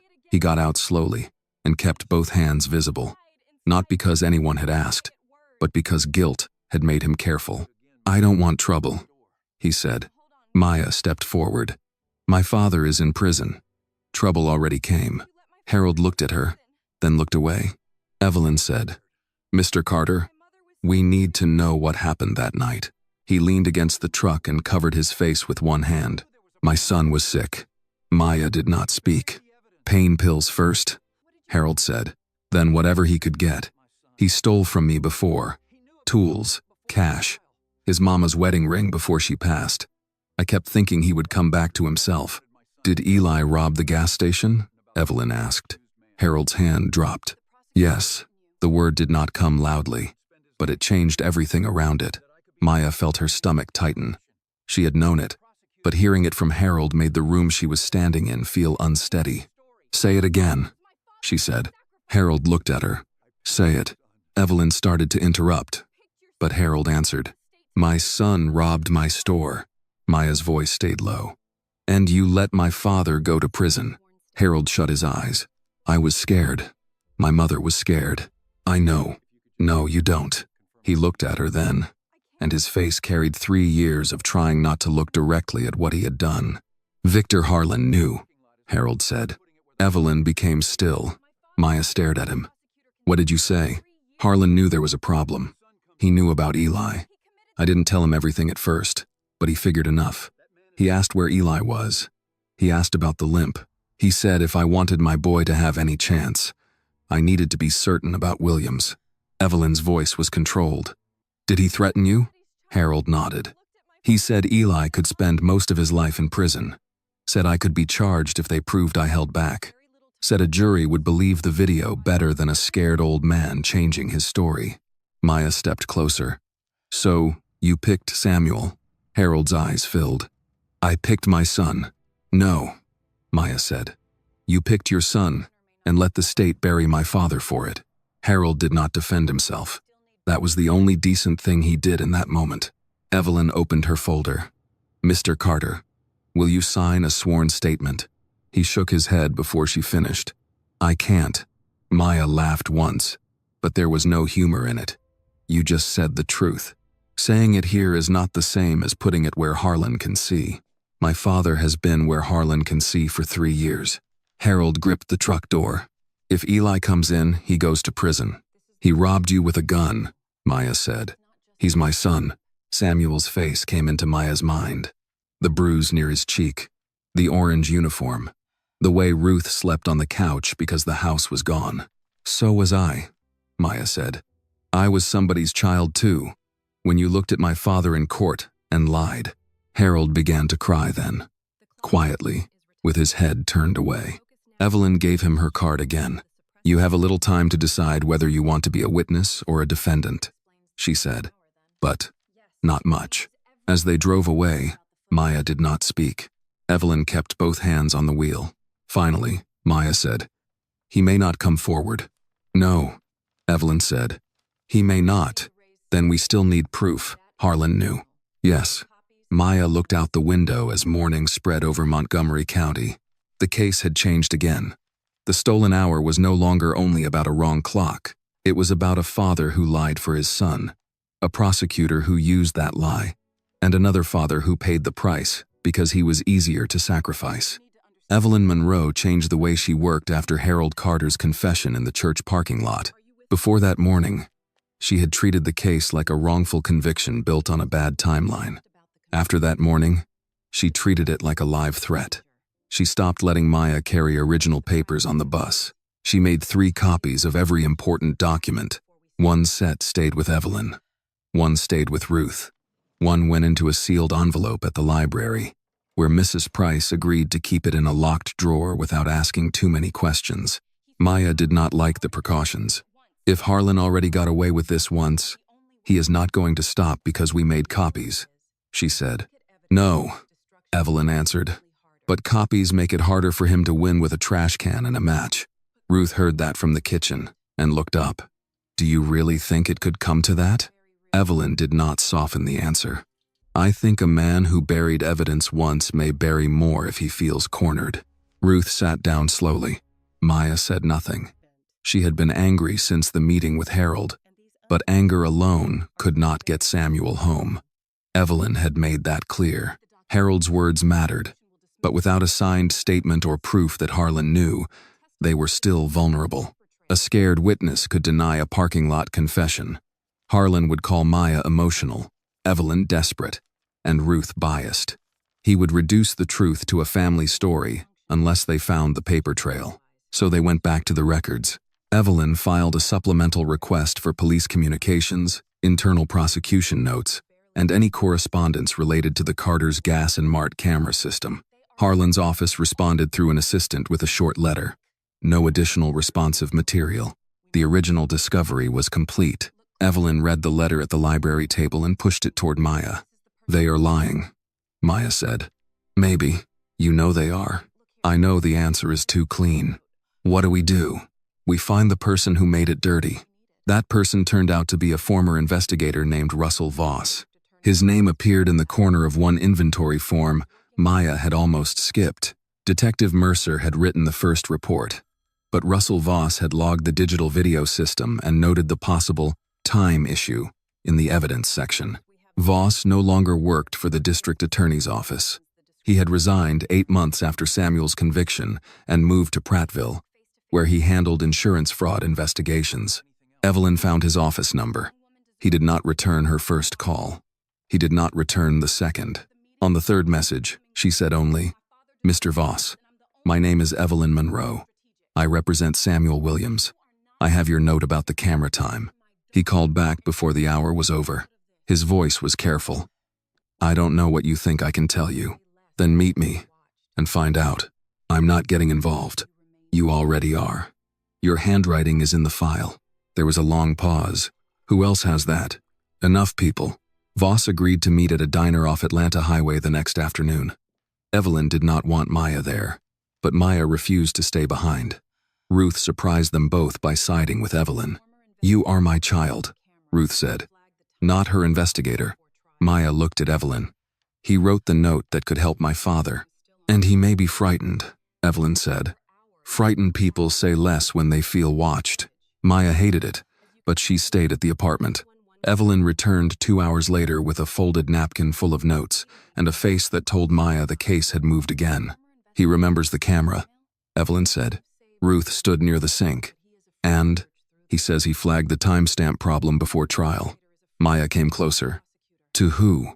To Harlan's office. Ruth gripped the counter. Evelyn placed her notes on the table. Voss said the system was still on standard time.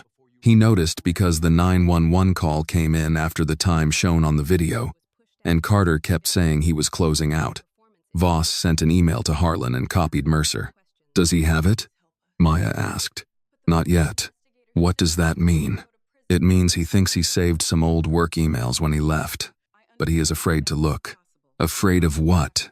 Evelyn looked at Ruth before answering. Afraid of Harlan. Maya pulled out a chair and sat down. What did Harlan do to him?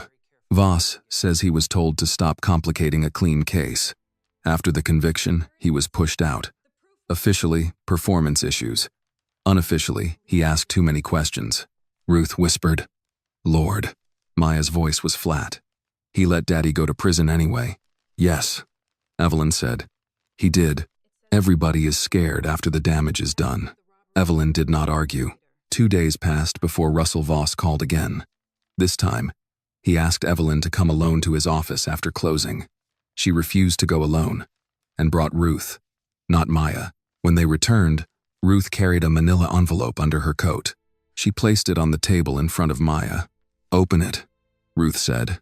Inside was a printed email chain. The first email came from Voss to Harlan and Mercer 2 weeks before Samuel's trial. It was short but clear.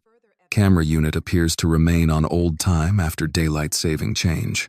Robbery time may be 1 hour later than timestamp. This may affect charging theory. Maya read it once. Then again, her hand began to shake. Evelyn slid the second page forward. "Keep reading." The reply from Harlan was even shorter. "Do not muddy the timeline unless defense raises it. Carter ID is usable if kept narrow." Maya stared at the words. Usable. That was what her father's life had been to Victor Harlan. Not true. Not false. Usable. Ruth sat down beside her and covered her mouth with both hands. "There is more," Evelyn said. The third page was not part of the first chain. It had been forwarded later, after Voss asked whether Eli Carter had been fully cleared. Harlan's reply read, "Carter's son is not the case we are trying. Williams fits the filed theory. Stay with the video." Maya pushed back from the table and stood. For a moment, she could not speak. She walked to the window, then turned around. "He knew." Evelyn nodded. "Yes." Maya looked at Ruth. "Mama." "He knew." Ruth did not cry. Not then. Her face changed in a quieter way, as if some part of her that had been waiting for the world to make sense had finally received an answer worse than confusion. "He knew, and he let me sit in that courtroom," Ruth said. "He let me beg people to check the record." Maya picked up the email again. "We file now. We prepare first," Evelyn said. "No. We file now." "Maya, listen to me. This is strong, but it is not magic. Harlan will attack Voss. He will say the email is taken out of context. He will say the time issue was immaterial. He will say Harold Carter still identified your father. He will say the conviction has already been affirmed. Then we bring Harold. Harold has not signed. He confessed. To us. In a parking lot." Maya turned away, furious. Evelyn's tone remained firm. "This is not the moment to run into court with half a blade. We sharpen it first." They spent the next week organizing the motion. Evelyn drafted the legal sections. Maya built the timeline exhibit. Ruth helped label pages at night after work, her handwriting careful even when her fingers ached. Mrs. Price made copies at the library and refused payment for some of them by pretending the machine had miscounted. The motion argued that Samuel's conviction had been built on a false timeline, that the state possessed information undermining that timeline before trial, and that the prosecution failed to disclose evidence favorable to the defense. It also asked the court to delay any transfer until a hearing could be held. Evelyn added a sealed declaration from Russell Voss. It did not say everything Maya wanted, but it said enough. He confirmed he raised the camera issue. He confirmed he was told not to complicate the timeline. He confirmed Eli Carter's name came up in internal discussions. Maya read the declaration at the kitchen table. "He still sounds scared," she said. "He is," Evelyn answered. "Will he testify?" "I do not know. What if he backs out? Then we make sure the documents speak before anyone can run." The first sign that Harlan knew they were close came the next morning. Maya noticed a dark sedan parked across from the apartment when she left for school. It was there when she came back. The windows were tinted. No one got out. When Ruth arrived from work, the sedan pulled away. Ruth watched it turn the corner. "Did you see the plate?" Maya had written it on her palm. Evelyn told them not to go anywhere alone. The second sign came 2 days later. Ruth answered the apartment phone, listened, and said hello 3 times. No one spoke. Before hanging up, a man on the other end breathed once and said, "Tell your daughter to let prison business stay in prison." Ruth did not tell Maya until Evelyn arrived. Maya's face hardened. "Good." Ruth looked at her. "Good. If they're threatening us, they're scared." "No," Ruth said. "If they're threatening us, they're dangerous." That same afternoon, Evelyn went to the courthouse to file the emergency motion. The clerk took the papers but said the stamped copy would not be ready until the next morning. Evelyn argued. The clerk apologized. The judge's calendar was full. By evening, Harlan's office filed notice that Samuel Williams was scheduled for transfer to Black River Correctional Facility within 48 hours due to security reclassification. Evelyn read the notice and went silent. Maya stood beside her. That's not a coincidence. No, Evelyn said. Ruth took the paper from Evelyn's hand. Can they do that? They can try. What does Black River mean for the case? It means distance, delays, less access, more risk. Maya looked at the folder labeled, "The Stolen Hour." He's moving Daddy before we can get the hearing. Evelyn picked up her phone. Then we ask for an emergency stay, first thing in the morning. But Maya already understood the truth. Harlan was no longer defending an old conviction. He was trying to outrun what they had found. And for the first time since Samuel's arrest, the people who had buried the hour were acting like they knew it might come back. Rain started before midnight and turned the apartment windows dark. Maya sat at the kitchen table with the motion packet spread in front of her. Evelyn had gone home after promising to be at the courthouse before the clerk's office opened. Ruth had tried to make Maya lie down, but neither of them believed sleep would come. Samuel's transfer notice sat beside the folder labeled, "The Stolen Hour." The apartment above the laundromat was quiet, except for the old refrigerator and the rain against the glass. Ruth had finally gone to the bedroom doorway and leaned there with one hand on the frame. "You need to rest," she said. Maya did not look up. "I will. You said that an hour ago. I'm checking the exhibit list. You have checked it 4 times. Then one more won't hurt." Ruth came to the table. She wore an old robe over her work clothes. She had been too tired to change all the way. Her face looked drawn, but her voice stayed gentle. "Baby, if your father could see you right now, he would tell you to close that folder. If Daddy could see me right now, he would ask whether the papers are in order." Ruth almost smiled. Then the smile disappeared. She looked at the transfer notice. "Black River," she said quietly. Maya stopped writing. Ruth touched the paper with 2 fingers. "I heard about a man from Rosemont whose son went there. His mother had to ride with 3 different families to visit him. After 6 months, he told her not to come anymore. Said it hurt too much watching her leave. They're not taking him there. You do not know that." Maya looked up. "No, but I know why they're trying." Ruth pulled out a chair and sat across from her. "That does not make me less afraid." Maya's expression softened. "I know." For a while, they sat without speaking. Ruth reached over and straightened the corner of one document. It was Samuel's time card. The copy they had handled so many times the paper was starting to weaken at the fold. 9:31, Ruth said. "All this time, it was right there." Maya nodded. "And I kept thinking, if I had been smarter, if I had pushed harder, if I had known what to ask." "Mama, no." Ruth's eyes stayed on the paper. "I sat in that courtroom and let them talk like your father was some kind of animal.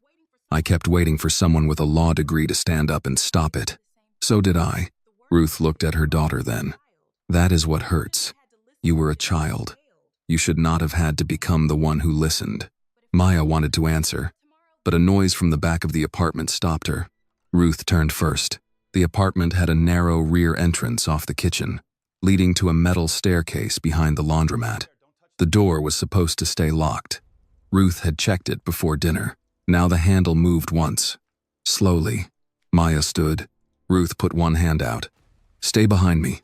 The handle moved again. Then the door pushed inward. A man stepped inside wearing a dark rain jacket and gloves. A black cloth covered the lower part of his face. For 1 second, everyone froze. Ruth shouted, "Get out of my house!" The man moved fast toward the table. Maya reached for the folder. He grabbed the top stack of papers and swept them off the table. Ruth seized his sleeve. He shoved her hard enough that she hit the counter and dropped to one knee. "Mama." The man pulled a small bottle from his jacket and poured liquid across the papers near the stove. The smell reached Maya before she understood what he was doing. Lighter fluid. He struck a lighter. Maya lunged for the metal file box under the table. It held the original copies, the Voss email chain, the camera manual, the 911 log, Samuel's time card, the enlarged still frames, and the draft emergency motion. The man saw her reach for it and kicked the chair aside. "Leave it," he said. His voice was low and rough, but not unfamiliar enough to be random. He knew why he was there. Ruth grabbed a kitchen towel and swung it at his face. He turned toward her. Maya used that moment to drag the metal box free. Pain shot through her fingers as the edge scraped her skin, but she pulled it against her chest. The man flicked the lighter down. Fire caught the soaked papers first, then the corner of a dish towel hanging from the oven handle. Ruth backed away, coughing. Maya clutched the file box and tried to move toward her mother, but the man stepped between them. He reached for the box. Maya twisted away. He grabbed her left wrist. Heat from the burning papers spread across the side of the table. Maya pulled back, but his grip tightened. Ruth came at him again, this time with a cast iron skillet from the stove. She struck his shoulder, not hard enough to drop him, but enough to make him release Maya. "Run!" Ruth shouted. Maya did not run. She pulled the folder labeled "The Stolen Hour" from the edge of the table, already burned along one side, and shoved it under her arm with the metal box. Smoke thickened in the kitchen. The man looked from Ruth to Maya, and then toward the open back door. He had failed to get the box. He grabbed one loose stack of papers, threw it into the fire, and ran out into the rain. Ruth locked the door behind him with shaking hands, then began coughing hard. "Mama, we have to go." "The stove?" "Leave it." Maya grabbed her mother's arm. They moved through the apartment toward the front door. The smoke alarm began to scream above them. Downstairs, someone from the laundromat shouted. Maya could barely see by the time they reached the hallway. Outside, rain hit her face. She stood barefoot on the wet sidewalk with the metal box against her chest and the burned folder under her arm. Ruth leaned against the wall, coughing into both hands. Neighbors came out. Someone called 911. Someone else asked what happened. Ruth could not answer. Maya looked up at their apartment window. Smoke pressed against the glass from inside. The kitchen, where she had built the case, where Ruth had labeled exhibits after work, where they had eaten rice and beans when money was short, was burning because the truth had gotten too close to court. Evelyn arrived before the fire truck left. She stepped out of her car wearing a coat over her night clothes. Her hair was not combed. For the first time since Maya had known her, Evelyn looked frightened. "Are you hurt?" she asked. Maya shook her head, then realized her hand was shaking too badly to keep hold of the box. Ruth answered for her. Her hand? Evelyn took Maya's wrist carefully. The skin near her thumb was red and blistering where the fire had caught her. Maya had not felt the full pain until then. "We need to get that treated," Evelyn said. "No hospital," Maya said. "Maya, no hospital. The hearing is in the morning." Ruth turned on her. "You could have died. So could Daddy if they move him." Ruth stared at her daughter. Rain ran down both their faces. For a moment, Maya looked less like a determined young woman and more like the 15-year-old who had watched her father taken from the porch. Evelyn opened the back door of her car. "Both of you get in." They spent the rest of the night at Evelyn's small house on the north side of the county. Ruth sat wrapped in a blanket while Evelyn cleaned Maya's burn and wrapped it in gauze. Maya kept the metal box on her lap the entire time. Evelyn made coffee none of them finished. At the kitchen table, they opened the box. Some pages were damp from rain. Some were stained with smoke. The folder had burned along the edges, but the key documents remained readable. Evelyn checked each one. "The email chain?" Maya handed it to her. "Time card?" "Yes." "911 log?" "Yes." "Camera manual?" "Yes." "Still frames?" Maya lifted the packet. "Here." Evelyn sat back. Then he failed. Ruth looked up. "Who?" Evelyn's face hardened. "Whoever Harlan sent." Maya's eyes moved to her. "You think it was him?" "I think no random burglar walks into a poor woman's apartment at midnight and burns only legal papers." Ruth closed her eyes. Evelyn picked up her phone. "I am calling the clerk's office the second it opens. We will file for an emergency stay and request a hearing today." Maya stood too quickly and winced as pain moved through her hand. "I'm going," Ruth said. "No. Mama, you are burned. You have not slept. You can barely stand." "I can stand long enough." Evelyn watched her. "We can ask for a delay." Maya looked at the burned folder on the table. That is what they burned the house for. No one answered. Morning came gray and wet. Maya washed smoke from her face in Evelyn's bathroom, but it stayed in her hair and clothes. Ruth helped button her blouse because her left hand hurt too much. Evelyn gave her a clean bandage, then packed the documents into a new folder, leaving the burned one on top. "Let them see it," Evelyn said. At the courthouse, people turned as soon as Maya entered. She knew what they saw: an exhausted black girl with a bandaged hand, smoke on her clothes, and a folder someone had tried to destroy. Victor Harlan was already at the prosecution table when she walked in. For the first time, his face changed before he could hide it. Maya saw it and kept walking. Courtroom 4 was already tense when Maya reached the center aisle. Samuel Williams sat at the defense table in the orange uniform, wrists cuffed and ankles chained. 2 deputies stood behind him with the transfer packet. Ruth was in the second row, still wearing the same clothes from the night before. Evelyn had gone straight to the clerk's office to get the emergency motion stamped, which meant Maya had entered the courtroom before her lawyer could stand beside her. That was exactly what Harlan wanted. He stood when she spoke, his voice sharp enough to cut off the room before anyone else could react. "Your Honor, the state objects. Miss Williams has no legal standing in this matter. This is a scheduled transfer, not a hearing for family accusations." Maya did not back up. "It is not an accusation. It is evidence." Harlan turned toward her with controlled anger. "You are not an attorney." "No, sir," Maya said. "I'm his daughter. That gives you no right to interrupt this court." Judge Martin Bell looked down from the bench. He had not expected a fight over a transport order. The file before him listed Samuel Williams as a convicted inmate scheduled for transfer to Black River Correctional Facility. On paper, there was nothing unusual about it. In the room, everything felt wrong. "Miss Williams," Judge Bell said, "do not come any closer."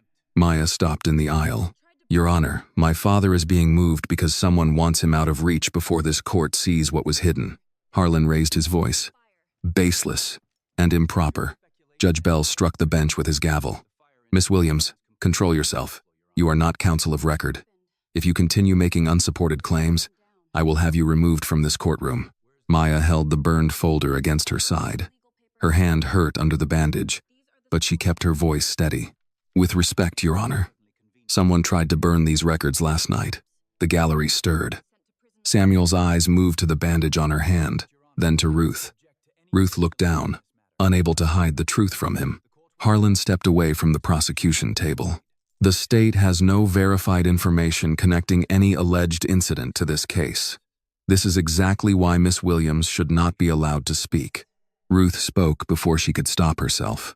"It happened." A deputy looked back at her. Ruth went quiet, but she did not lower her head. Judge Bell looked from Ruth to Maya, and then to the file in front of him. "Where is your attorney?" "Evelyn Monroe filed the emergency motion at the clerk's office 20 minutes ago," Maya said. "She is on her way up with the stamped copy right now. I have the supporting exhibits in my hands, Your Honor, because someone tried to burn them before they could reach your desk." Harlan's face tightened. "Convenient." Maya looked straight at him. "No, sir. Convenient was sending my father to prison on a clock nobody checked." "That is enough," Judge Bell said. Maya stopped. The judge looked at the transfer order again. Then he looked at Samuel, at Ruth, and finally, at Maya. "I will give you a brief chance to explain yourself." Harlan objected immediately. "Your Honor, the state strongly objects." "Overruled for the moment," Judge Bell said. "I am not reopening the conviction. I am not allowing a non-lawyer to argue the merits of a criminal case. I am allowing Miss Williams a narrow opportunity to explain why this court should delay transportation until counsel arrives. That is all." He turned back to Maya.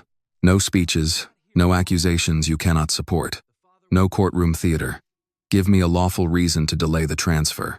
If I do not hear one, your father leaves. Do you understand?" "Yes, Your Honor. Proceed." Maya placed the burned folder on the empty table near the aisle. The top page was stained with smoke. The edges had curled from heat. She opened it carefully because her injured hand could not grip well. "Your Honor, the state's entire case against my father depended on one time. 8:47 at night." Harlan stood again. "Objection." Judge Bell raised one hand. Let her finish the sentence. Maya continued.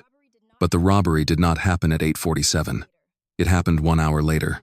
And if the court lets my father leave today, the only man who can confirm why that hour was stolen may be silenced before he ever takes the stand.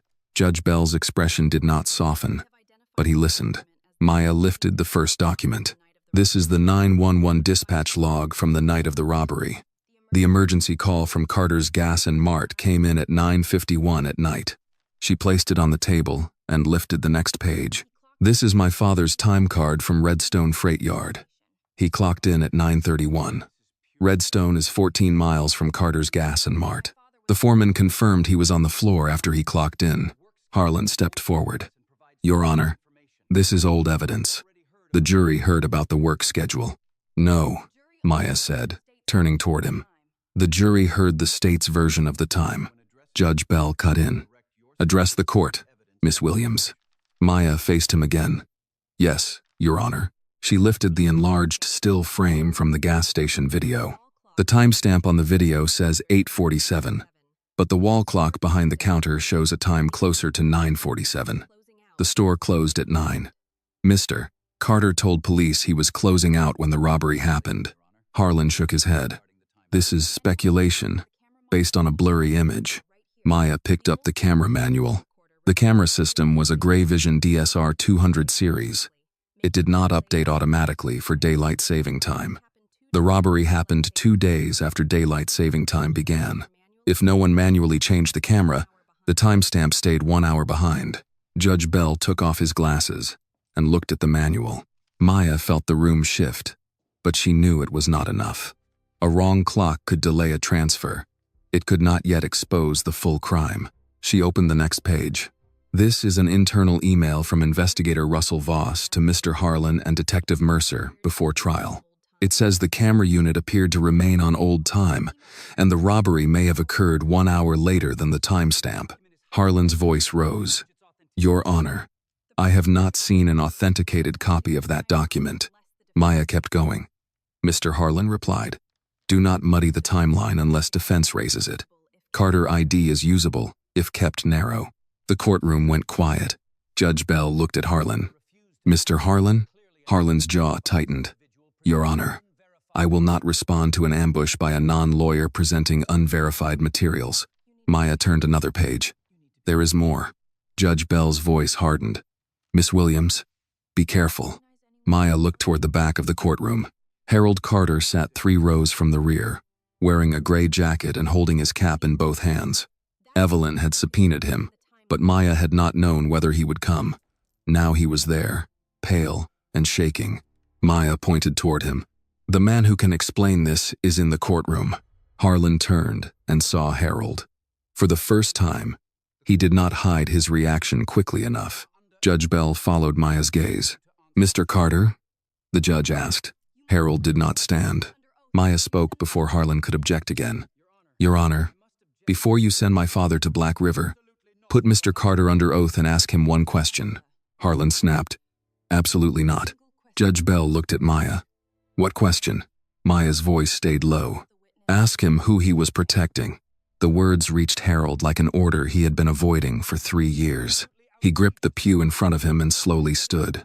Harlan said, Your Honor, this is outrageous. But Harold was already speaking. Judge, he said, his voice unsteady. I need to tell the truth. Samuel stared at him from the defense table. Ruth lowered her hand from her mouth. Maya stood beside the burned folder, breathing through the pain in her hand. And for the first time since her father's arrest, the courtroom was not looking at Samuel as the problem. It was looking at the man who had lied. By the time Samuel Williams stepped through the front doors of the Montgomery County Courthouse, the sidewalk was already crowded. Reporters had gathered at the bottom of the steps. Some had been inside the courtroom. Others had come after hearing that District Attorney Victor Harlan had been detained by U.S. Marshals. Cameras turned toward Samuel as he emerged beside Ruth and Maya. No cuffs on his wrists, no deputies holding his arms, no orange uniform marking him as property of the state. For 3 years, the public had seen his mugshot more often than his face.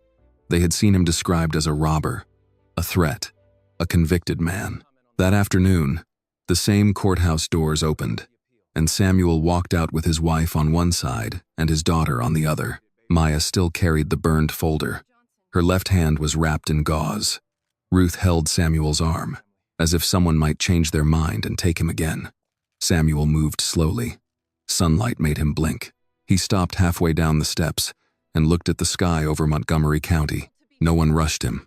A reporter called out, "Mr. Williams, how does it feel to be free?" Samuel looked down at his hands. The skin around his wrists was marked from the cuffs. He rubbed one thumb across the place where metal had been. "I want to go home," he said, "and wash prison off my hands." The crowd went quiet after that. Not because the answer was dramatic, but because it was plain. Everyone understood it. Another reporter asked Maya, "Miss Williams, did you know this would happen when you walked into court?" Maya looked at her mother first.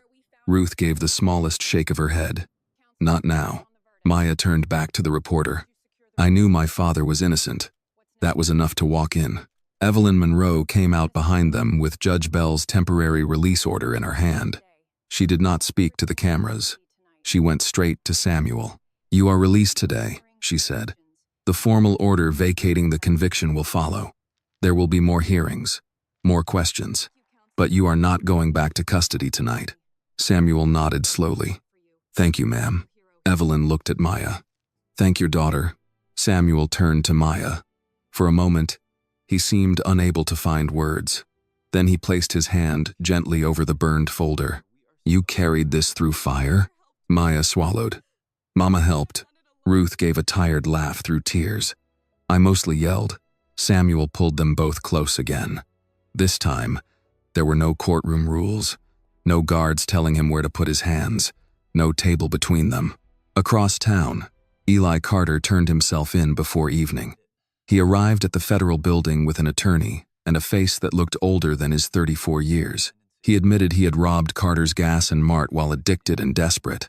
He said he ran after learning Samuel had been arrested and told himself the system would figure it out without him. It had not. Harold Carter was charged with perjury and obstruction, though his cooperation was noted. He asked through Evelyn if he could speak to Samuel. At first, Samuel refused. Then, 3 weeks later, after the formal dismissal, he agreed to meet outside the courthouse. Harold stood near a bench with his cap in his hands. "Mr. Williams," he said, "I do not have words big enough for what I did." Samuel did not answer. Harold's eyes filled. "I saved my son by destroying yours." Ruth stood beside Samuel, silent. Maya watched from a few feet away. Samuel looked at Harold for a long time. He did not offer forgiveness because forgiveness was not owed on demand. He did not shake Harold's hand because truth told late did not erase prison years. Finally, Samuel said, "Then spend whatever time you have left telling the truth." Harold lowered his head. Victor Harlan's fall was faster than anyone expected. His campaign ended before the week was over. His office was searched. Old cases were pulled for review. The news stopped calling him a tough prosecutor and began calling him the former district attorney. The orange jail clothes he had once forced Samuel to wear became the image people remembered most. Ruth did not celebrate Harlan's arrest the way some people expected her to. She had spent too many nights counting money, too many mornings riding buses, too many visits watching her husband pretend to be all right. Punishment mattered, but it did not return the house. It did not return Maya's lost school years. It did not return the first gray in Ruth's hair that came too early. When people from church came with casseroles and apologies, Ruth accepted the food from those who meant it and declined the speeches from those who wanted to feel better. One woman said, "Ruth, we just didn't know what to think." Ruth looked at her and answered, "You could have started with what you knew about him." The woman had no reply. Samuel's first night home was spent in Evelyn's guest room because the apartment had smoke damage. He showered for a long time. When he came out, he wore borrowed sweatpants and one of Evelyn's old law school sweatshirts. Ruth laughed when she saw him, and then cried because laughter still felt unfamiliar. Maya found him later at the kitchen sink, washing his hands again. "Daddy," she said, "they're clean." Samuel kept rubbing his palms under the water. "I know." She stood beside him until he turned the faucet off. Months passed before the state formally declared what the family had always known. Samuel Williams was innocent. A civil rights organization helped file suit. Compensation eventually came, though Samuel said money could not buy back time. Still, he used part of it to rent a small garage on the east side of Montgomery. The sign went up on a clear Saturday morning: Williams and Daughter Auto Repair. Under the name in smaller letters, Maya had chosen the line, "We listen for what others miss." Mrs. Beaumont came first, driving the same Buick Samuel had fixed years before. Mr. Dobbs came next. Then Frank Delaney from Redstone Freight Yard. Even people who had stayed quiet came by, some to apologize, some only to stand in the doorway and look ashamed. Samuel took work slowly at first. His body had changed. Some days his hands cramped. Some days loud sounds made him stop and look toward the door. But in the garage, with tools arranged in order and Maya nearby, he began to return to himself piece by piece. Maya enrolled in pre-law at a state university. She still worked at the garage on weekends. Evelyn continued to mentor her, though she said Maya needed professors now, not just an old lawyer with strong coffee and a short temper. 1 year after Samuel walked free, Ruth hung a frame on the garage wall. Inside was a page with burned edges. At the top, Maya had written, "The Stolen Hour." Beneath it was the question that had carried them into court. If the store closed at 9, why was the state so desperate to make it 8:47? Samuel stood beside Maya and read it. "They stole an hour and lost the truth," he said. Maya shook her head. "No, Daddy. They stole an hour. We found the truth." Ruth stood in the doorway, watching them. For once, she was not counting court dates, prison calls, bills, or visiting hours. She was watching her husband and daughter in a place that smelled of oil, coffee, and work. It was not the old life. That life was gone, but it was a life. And after everything that had been taken, that was no small thing. The lesson of Maya and Samuel Williams's story is simple, but it is not small.